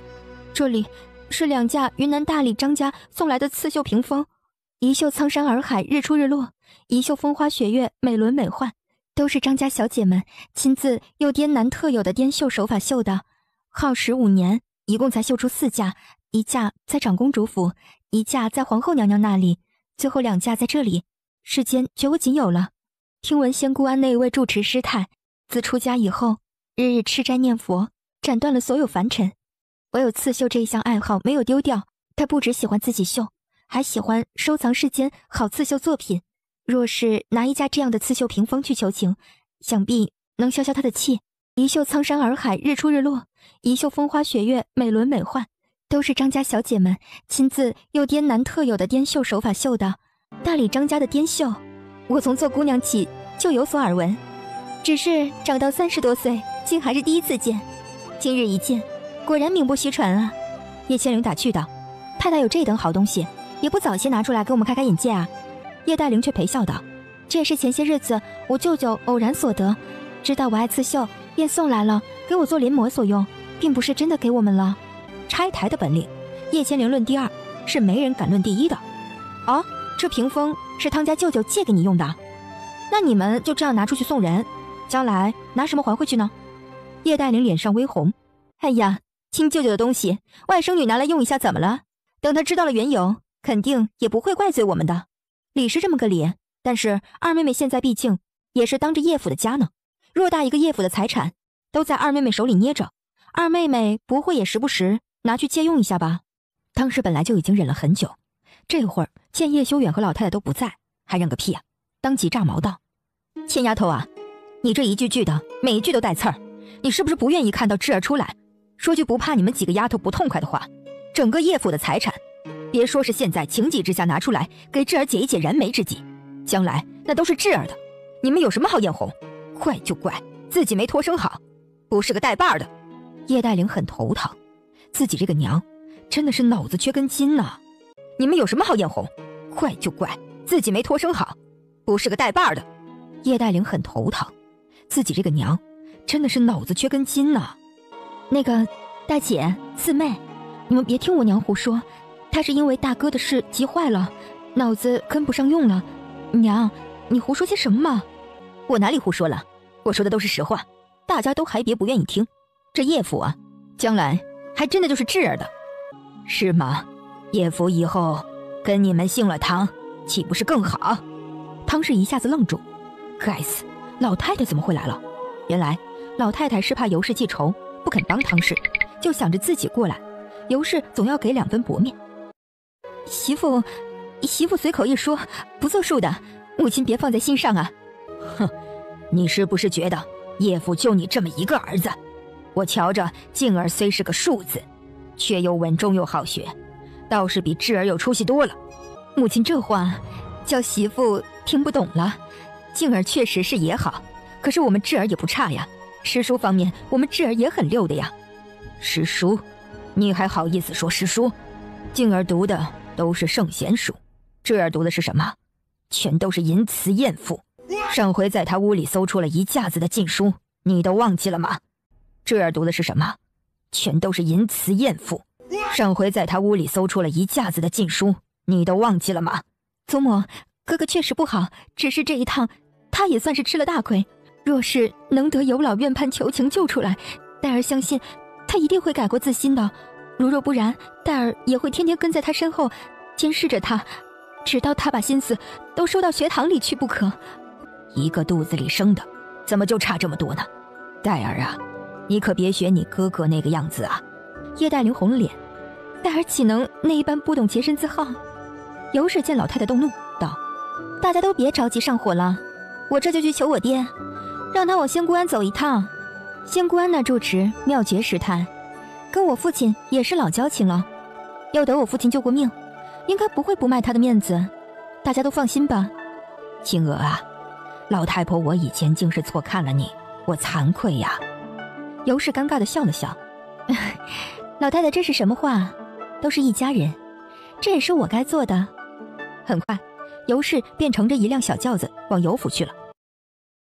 青娥，今晚我去你屋里。尤氏把脸一红，白了叶修远一眼。奴家身体不适，您还是别来了。哪里不是了？身体不适，更要我这个做夫君的好好爱护。我守着你一夜，什么都不做还不成吗？越老越没正经了。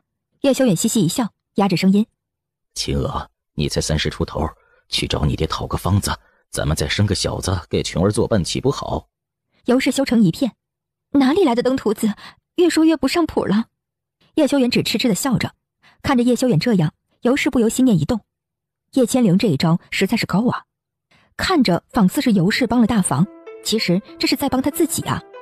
经此一事，老太太把尤氏重新看重了些，叶修远更是自不必说，越发的宠爱他了。你也别高兴得太早了，妙觉师太虽然答应了放智儿出来，却也有要求呢。尤氏瞥了一眼马车，低低道：“什么要求？”妙觉师太的要求就是让叶凝志敢做敢当，既然偷摸了人家小尼姑，就得负责到底，让那小尼姑还俗，嫁到叶府来。叶修远目瞪口呆，汤氏刚刚止住的哭声又嚎了起来，连老太太都惊诧了。这怎么可以？这怎么可以？尤氏无奈道：“我爹爹也是这么说，堂堂叶府嫡长子，如何能够把一个小尼姑娶回家？那妙觉师太却坚持不已，说众生平等，智儿既然对着小尼姑行此不轨之事，说明是动情，既然是动情，就要负责。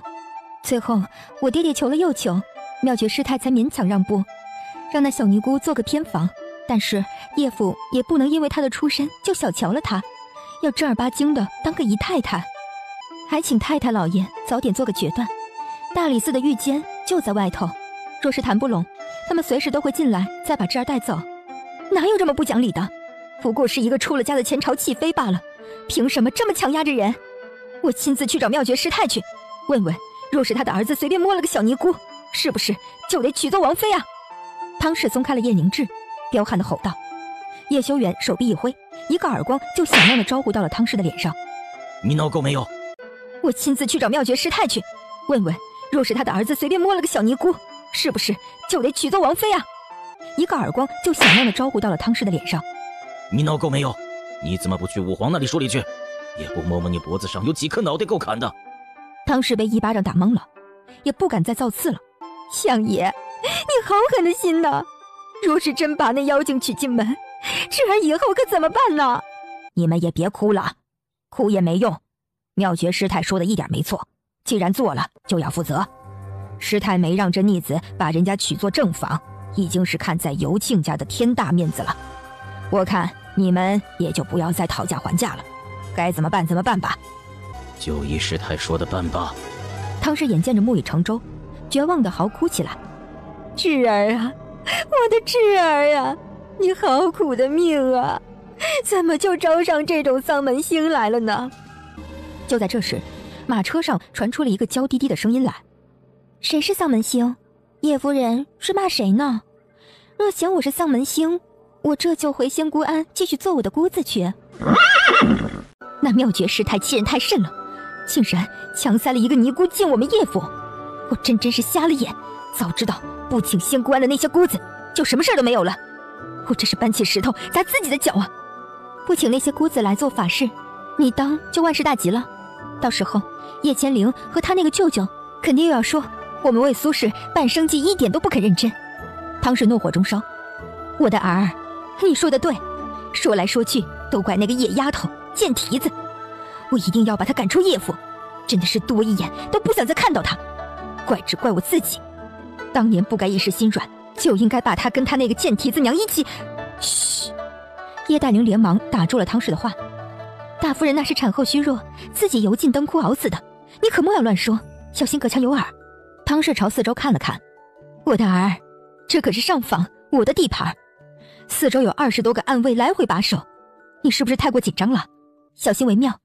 那叶千灵是个刺儿头，绝不好对付的，任何行差踏错都有可能导致万劫不复。还是我戴儿聪明，为娘的脑子和心计都不如你了。对了，戴儿，你能想个法子把那个妖精……汤氏说着，做了个抹脖子的动作。对了，戴儿，你能想个法子把那个妖精……汤氏说着，做了个抹脖子的动作。娘，你怎么越活越糊涂了？媚儿才刚入府，是个人都知道我们不愿意接受她。如果现在把她做了，人家用脚趾头想想都知道是我们干的，到时候仙姑庵能放过我们吗？那怎么办啊，戴儿啊，你可要替你哥哥想想办法呀。那妖精要是真成了你哥哥的身边人，那你哥哥这辈子就完了，还指望能娶到门当户对的姑娘做正房吗？所以呀，我提出等到他头发长出来了再说过门的事，这事儿于情于理都说得过去。他不敢不答应，就是传回仙姑庵，妙绝师太也没有什么好挑刺儿的，他们姑子满头青丝剃得精光，要想长出来少说也得1年半载的。咱们就趁着这个空隙，抓紧时间给哥哥寻一个好出身的嫂嫂娶进门来。待嫂嫂进了门，媚儿的事儿也就不算什么了，大户人家的闺女总不能连个小妾都容不下吧。而且那个时候只怕哥哥对媚儿的劲头也已经过去了，正儿八经的给她立了妾室也没什么，给个空名头罢了。汤氏高兴的连连拍手，妙啊，戴儿，你这招真是妙，为娘的就是想不到啊。叶大灵冷了冷脸，我的计谋再妙也不想都浪费在哥哥身上，正直接的被自己门里的阿擦氏绊住了脚，我哪来的精力再去对付叶千灵？娘，你还是好好教训教训哥哥，让他以后夹起尾巴做人，不要再惹出这么大的事情来了。戴儿说的是，戴儿说的是，我这就去教训他去。尤姨娘，这个仇报的可还说先？叶琼灵满脸懵逼，什么仇？我娘报仇了吗？我娘明明不情不愿的被大房拉出来求情去了。尤氏敲了敲叶琼灵的脑袋瓜子，你呀，什么时候能学学你大姐姐？脑瓜子用来思考，别只是用来琢磨怎么跟那大丫头争风吃醋。娘，你怎么报仇了？我怎么没看出来咱们报仇了？我要是不动手腕，那小尼姑能进咱们叶府？啊，媚儿是你弄进来的？娘，你这招也太损了吧！你没看到汤氏和二姐姐那张脸都快绿了。我哪里损了？比起汤氏直接拿气毒杀来害你，我这给她天人送口的哪里损了？两个小丫头听着尤氏贫嘴，都笑成了一团。听了叶大灵建议的汤氏，果然开始到处物色媳妇儿，想赶在媚儿长出头发之前把媳妇儿定下来。她又是跟叶修远哭诉，又是跟自己娘家到处打招呼，还是痴心妄想着要给叶凝志找一个以后能辅佐他升官发财的高贵女人。叶修远毕竟是一国丞相，中年有为，又深得武皇信赖，是也一时间愿意将自己女儿嫁到他家的竟然不在少数。接连几日，叶府竟门庭若市，不断的接到各家小姐的更帖。汤氏在家一张张的挑选着，一会儿嫌这家姑娘年纪大了，一会儿嫌那家姑娘门楣低了，连叶带灵都看不下去了。娘，差不多就成了，趁着媚儿现在还老实听话，赶紧把事情办了，回头把她晾久了，她闹腾起来，你可就没有这么方便的挑媳妇儿了。戴儿呀，话可不能这么说，虽然你哥哥出了点事，但是啊，娶亲毕竟是一辈子大事，咱们要挑一个温柔贤良的，又要家世好的，将来能帮助你哥哥的，最好啊还能够带一大笔嫁妆过来的。对，就是这样。叶大灵无语，又劝不住汤氏，一气之下干脆也撒手不管了。汤氏跟皇帝选妃似的，挑来拣去的足足挑了月余，也没有挑到心仪的媳妇儿，日日把心思扑在这上面，都没工夫找叶千灵的茬子了。叶千灵乐得快活，每天不是叶琼灵玩耍，就是去苏长林那里待着。可是叶黛灵料得不错，媚儿没有让汤氏称心如意下去。沉寂了1个月之后，这一天，叶黛灵有事去了汤府，媚儿瞅准机会，趾高气扬地走到了上房。汤氏正翻着羹帖呢，一眼瞥见媚儿，满心不快地呵斥道：“不是让你把头发长出来，再说进门的事吗？头发没长出来之前，不要到我这上房来，晦气！”媚儿却丝毫不理会汤氏，直接找了一把椅子坐下来。汤氏差点气绝过去，哪里来的狐狸精？你以为你能迷惑住我的儿子，就也能迷惑得住我？我告诉你啊，休想！别以为你仗着手腕进了叶府，就是我的儿媳了，我一辈子都不会认你的。太太，您别这么着急上火，回头伤的是自个儿的身子。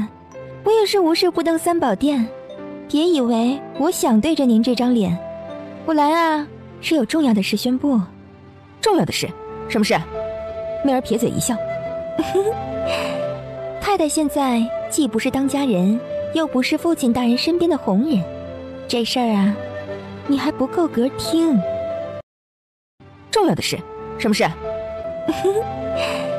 太太现在既不是当家人，又不是父亲大人身边的红人，这事儿啊，你还不够格听。汤氏差点气炸了，上前便是一把，把媚儿从椅子上往下拉扯。你这个小贱蹄子，贱淫妇，给我下来跪着！我的椅子轮得着你坐吗？拉扯之间，忽然德文门外传来了叶修远的声音：“这又是在干什么？又是打又是吵的，把叶府当成罗马式菜市场了吗？”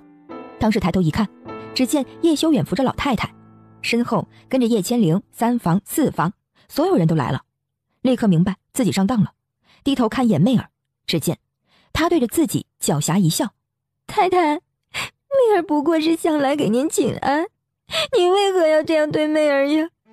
这1个月，媚儿大门不出，二门不迈，就是怕招了您的嫌弃。只是足足过了1个月，都没来给各王太太们请安，媚儿实在是过意不去，这才陪着小新来了上房。太太您怎么张嘴就骂，动手就打呀？太太您怎么张嘴就骂，动手就打呀？我现在跟你们说话是不中用了是不是？叫你好生照料着，你就把人照料成这样。虽然是打算做侄儿的偏房，总也是媳妇啊，你的心怎么这么狠？汤氏身边没有了叶黛灵，哪里是媚儿的对手啊？都怪媚儿不该来上房这一趟。媚儿出身低微，竟不自量力，想到叶府来孝顺相爷和太太，是媚儿糊涂了。只可惜媚儿现在已经被佛门除籍，回也回不去了，还不如死了算了。叶修远咬着牙怒道：“媚儿是本相亲自向妙觉师太应下的，不进叶府则已。既然进了叶府，就是叶家的人，谁以后再敢为难他，就是为难我叶修远，听明白了吗？”众人都唯唯诺诺道：“本来我们也没有为难媚儿姑娘呀。”汤氏恨得咬牙切齿，想骂又不敢，把嘴唇都快咬出血了。就在这时，叶黛灵匆匆忙忙地赶回来了。原来她在汤府得到消息，也不敢再逗留了，吓得连忙回来了。是有什么喜事发生了吗？怎么都齐齐整整的到上房来了？叶修远瞪了叶黛灵一眼，冷哼道：“你怎么安排教理院的？媚儿怎么瘦成这样？”哟，夜雨未见，媚儿姐姐怎么瘦成这样啊？莫不是叶府的水土不如仙官清净，姐姐不适应啊？媚儿见叶黛灵说话滴水不漏，也打起精神来，悠悠道：“二小姐说笑了，叶府的水土还能不好？能养育出你们这4位千金的地方，不可谓不钟灵毓秀了。”叶黛灵笑了笑：“那就是媚儿姐姐乍一离了仙姑庵不适应呢，是因为思念仙姑庵里的师姐师妹们吗？”饶是媚儿伶牙俐齿，也不禁语塞。叶黛灵抛出这句话来，不管怎么回答，自己都里外不是人啊。老太太咳嗽2声：“好了好了，人活一辈子，尚且有高低起伏呢，瘦一点胖一点，又值得这样去上纲上线的计较吗？误那仙姑庵出来的小丫头，你夫人和你二小姐不都吩咐你了吗？让你等头发长好了再出来行走，怎么这么快就忍不住跑出来了？叶父可比不得你们那仙姑庵，女儿家是要听话守礼的。媚儿也想等到头发长齐了再出来呀，只是媚儿肚子里的这块肉等不得呀。众人全都倒吸一口冷气。什么？媚儿竟然怀孕了？你说什么？回老太太，媚儿的月信已经过了足足5、6天了，而且这几日总是恶心想吐。若是真的有孕了，这可是叶府的骨肉，媚儿不敢隐瞒，是以想来报告太太。青娥，我知你岐黄手段也是一流的，快替我看看她是不是真的有孕了。姚氏走到媚儿身边，摸了摸她的脉门，连忙道：恭喜太太，恭喜相爷，媚儿真的是有喜了，这可是咱们叶府的长孙啊。娘，你没事吧？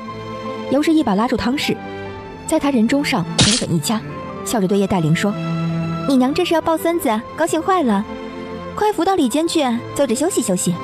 这里大伙儿都在，我们也正好把媚儿和你哥哥的婚事商量商量。你娘这是要抱孙子，高兴坏了，快扶到里间去，坐着休息休息。这里大伙儿都在，我们也正好把媚儿和你哥哥的婚事商量商量。不，我不走，商量什么商量？现在不能娶她。现在不能娶她，什么时候娶啊？等到肚子挺起来再娶吗？可我侄儿的正房媳妇儿还没说好呢，把她这么连大带小的抬进来，侄儿可怎么办呀？哼，你现在知道着急了，早先我们都催你差不多便可以了，你非要心比天高的挑三拣四，这就是老天爷给你的报应。相爷，侄儿可是您的长子呀，将来要顶叶府门楣的呀，您疼疼他呀。叶修缘也是一个头两个大，听汤氏这么说，心里更加烦闷了。就在这时，门房进来传话：相爷太太，又有人送羹帖来了。羹帖？谁家的姑娘？门房回道：好像是庆山侯府的大小姐。庆山侯府，他家现在虽然实权没有叶府大，但是论门楣，那是比叶府高的呀。这婚事我们应下了，就这么定了。3日后，叶府就去送聘礼，商讨婚礼事宜。媚儿姐姐，你也瞧见了，庆山侯府下了羹帖了，咱们只怕是要先办这场亲事，等到新嫂子进府了，到时候再办你的。到时候你也正好给新嫂子敬杯茶，也就算我们叶府的人了，你看怎么样？媚儿大闹这一场，眼看胜利在望，没料到半路杀出个程咬金，还是庆山侯府的大小姐，知道自己毫无竞争力，也不浪费力气，老老实实的应道：只要二小姐不要忘了媚儿，媚儿还有什么好说的，总不能抢到侯府小姐的风头。一场风波总算是云开月明，汤氏一扫阴霾，高高兴兴地坐到了上首，接受众人的道喜。大家又聊了聊婚事，才慢慢散了。汤氏见没人了，才拉着叶黛玲的手高兴道：那骚狐狸想害我儿子，没有那么容易，我智儿有老天保佑，这不庆山侯府的闺女主动送上门来，要做我的媳妇儿，往后啊不会有那狐狸精的位置。叶黛玲却垂着眼帘：那样的事没有那么简单，那样的事没有那么简单。什么没有那么简单？不就是一个骚狐狸想要勾搭贵公子上位的事吗？他那话一套一套的，还正好挑着我不在家的时候来找你的茬，先惹怒你，待你推他，便来了一屋子的人。他又装可怜，大家看着都是咱们欺负他，你不觉得也太巧了吗？汤氏一想，果然是这么回事儿，惊道：黛儿，你觉得这中间有何蹊跷？有人在背后指点他，他那肚子也有问题。香无怨，媚儿喝下尤氏端给他的汤药，这汤药喝下去会让你暂时闭经，不来月信。无论什么人给你把脉，把出来的都是孕象。但你真的和智儿成了亲，我再想办法让你看起来像流产一样，到时候就说孩子流了。媚儿跪倒在地：多谢四姨太赐药，我不过是举手之劳，你不用谢我，要谢就谢大小姐吧，都是她出的主意。多谢大小姐怜惜，若没有大小姐之计，只怕汤氏母女会一直就这么把我关在焦离院，关到大少爷和相爷都把我忘了，到时候再给我弄碗毒药，就说我病死了。多谢大小姐怜惜，若没有大小姐之计，只怕汤氏母女会一直就这么把我关在焦离院，关到大少爷和相爷都把我忘了。叶千灵微微一笑，我也不是诚心帮你的，毕竟我不是开善堂的，我帮了你，你可也要报答我的。媚儿连连道：大小姐放心，以后媚儿就是大小姐的人了，您有事尽管吩咐。我暂时倒是没有什么事要吩咐你，你顾好你自己就行。我爹已经看到了你的惨样了，你不用再节食了，可以放开吃了，最好把自己吃胖一点，看起来有点孕态才好。记住，这几日汤氏肯定会自己找大夫把你的脉，你到时候可别露了马脚。媚儿一笑，为了过上好日子，演这点戏还是不在话下的。哎，你说那庆山红怎么愿意好端端的把一个千娇百媚的大闺女嫁给智儿？她家老太太和仙姑庵往来也很密切的，不会不知道这一茬的。叶琼玲眨巴着眼睛，我也觉得很可疑。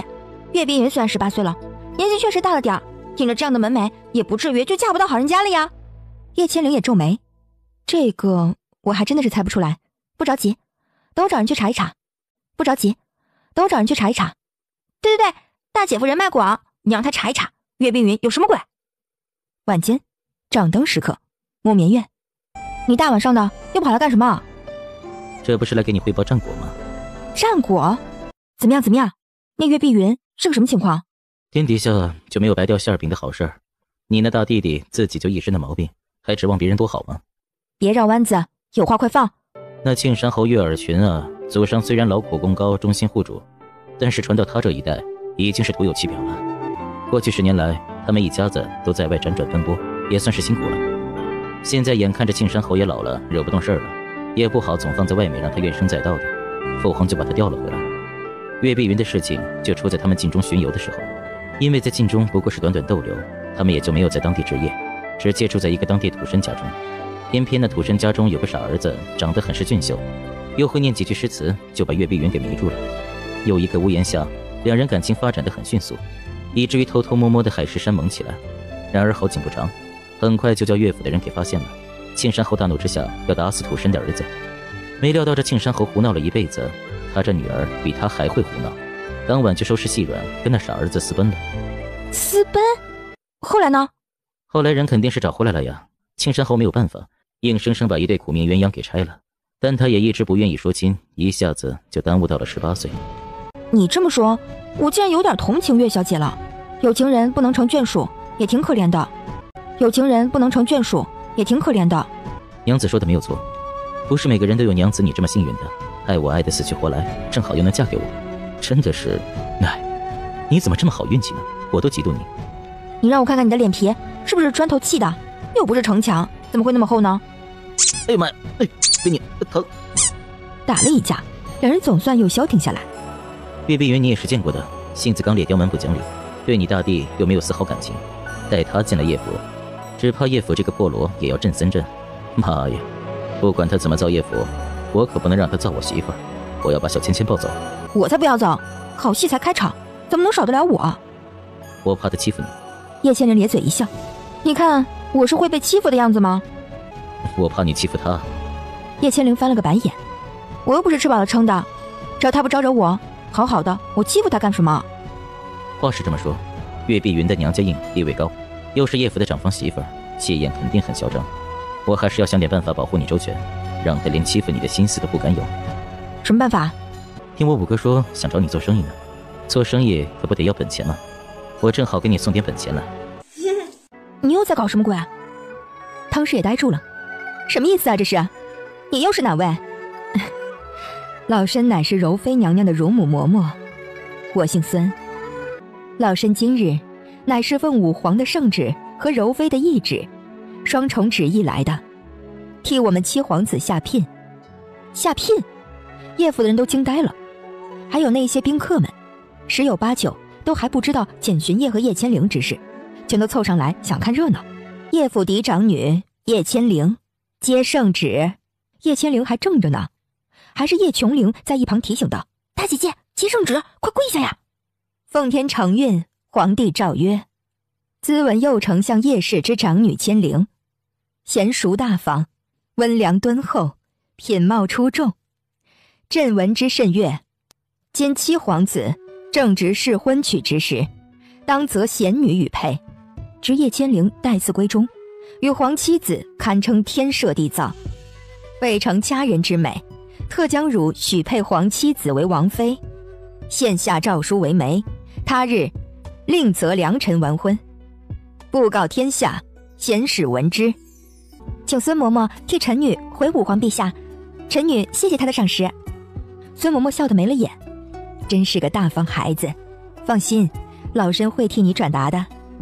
孙嬷嬷，我与七皇子订婚事宜，这么一道圣旨，不就已经足够了吗？怎么还有一道呢？孙嬷嬷笑道：叶大小姐，你别着急，听我慢慢给你念。这一道啊，是柔妃娘娘的礼单。礼单？孙嬷嬷，我与七皇子订婚事宜，这么一道圣旨，不就已经足够了吗？怎么还有一道呢？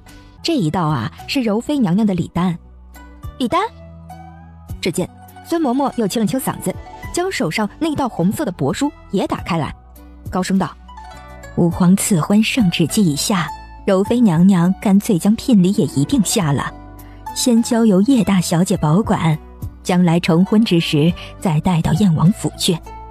礼单如下：京城之中128块瓦，另配丫鬟40人，小厮20人，嬷嬷20人，1000块土坯，另配长工400人，短工200人。孙嬷嬷光是这2句念出来，所有人已经惊掉了下巴。原来柔妃的娘家西夏乌氏不只是西夏国的王室，更是周边数国最强大的商人家族。乌氏可不只做本国的买卖，那是直接做国际贸易的。大越国周边的大小国家，乌氏的生意都有涉足，大到船只兵器，小到油盐酱醋，无所不至。当然了，柔妃嫁给武皇之后，乌氏便一直用雄厚的财力支持着大越国。一大一小2个国家，一个有钱，一个有人，相得益彰，相扶相助20多年，没有哪个国家敢真正大张旗鼓的侵犯。现在七皇子要订婚，柔妃岂会亏待未来媳妇儿？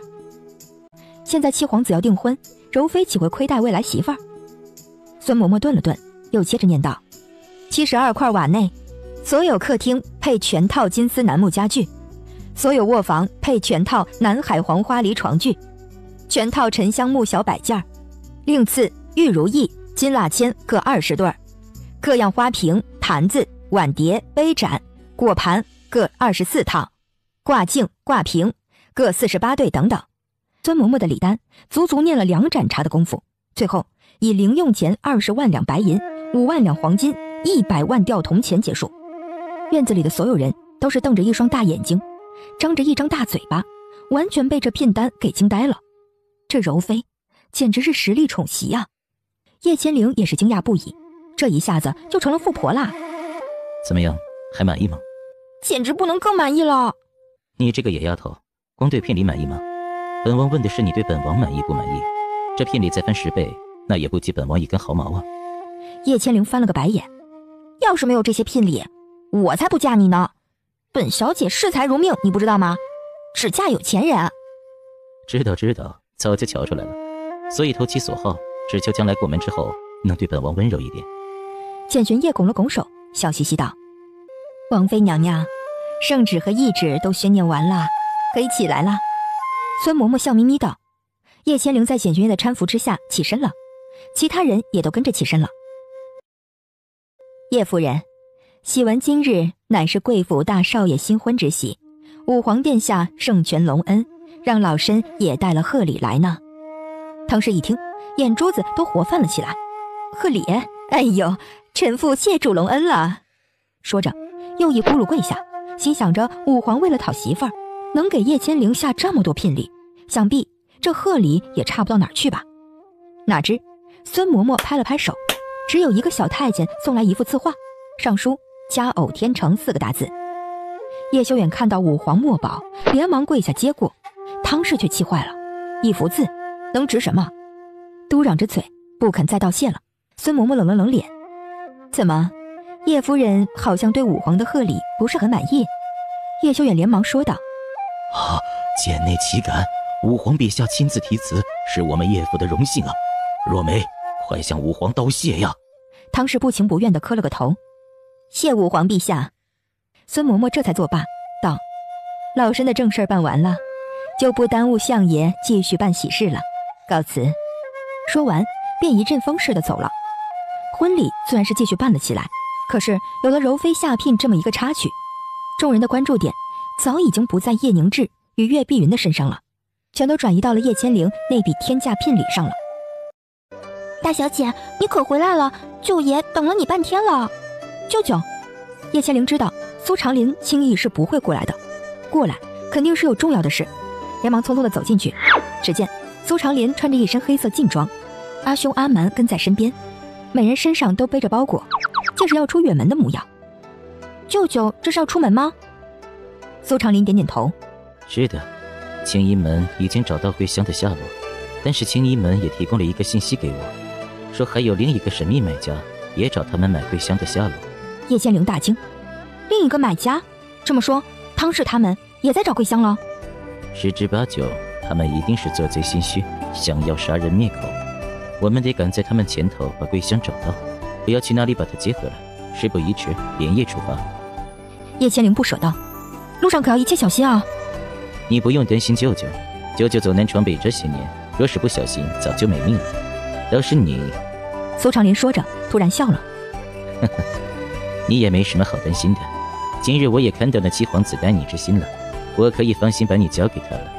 原来简玄烨突然起意来下聘，不只是为了震慑岳碧云和汤氏母女，也是叫苏长林放心的意思。呵呵，你也没什么好担心的。今日我也看到那七皇子待你之心了，我可以放心把你交给他了。那不成，舅舅是青儿的娘家人，舅舅可要永远都做青儿的靠山。那是必须的，那小子敢欺负你，我拿棒子敲断他的腿。不过我相信他不敢也不会欺负你的。我这就先去也，大概月余回来。这段时间你若有事，便找七皇子解决；你若无事，就开始着手把发廊窑厂先建起来。最近五皇子找过我很多次，我们已经把销路基本都敲定了。说着又递给叶千灵一个信封。七皇子如此重聘，我们自然也不能空手嫁过去。这是舅舅给你的压箱底钱，你先收着。待你真正出嫁那一日，我叫你成为盛京城最风光的新娘子。苏长林说完便带着阿兄阿蛮离开了。叶千灵打开信封一看，只见里面是一张大越国第一钱庄宝丰钱庄的银票，银票的面值是100万两。叶千灵惊得张大了嘴巴，这压箱底的银子得压多少个箱子呀？一夜暴富这个词儿，现在用来形容叶千灵是最恰当不过了。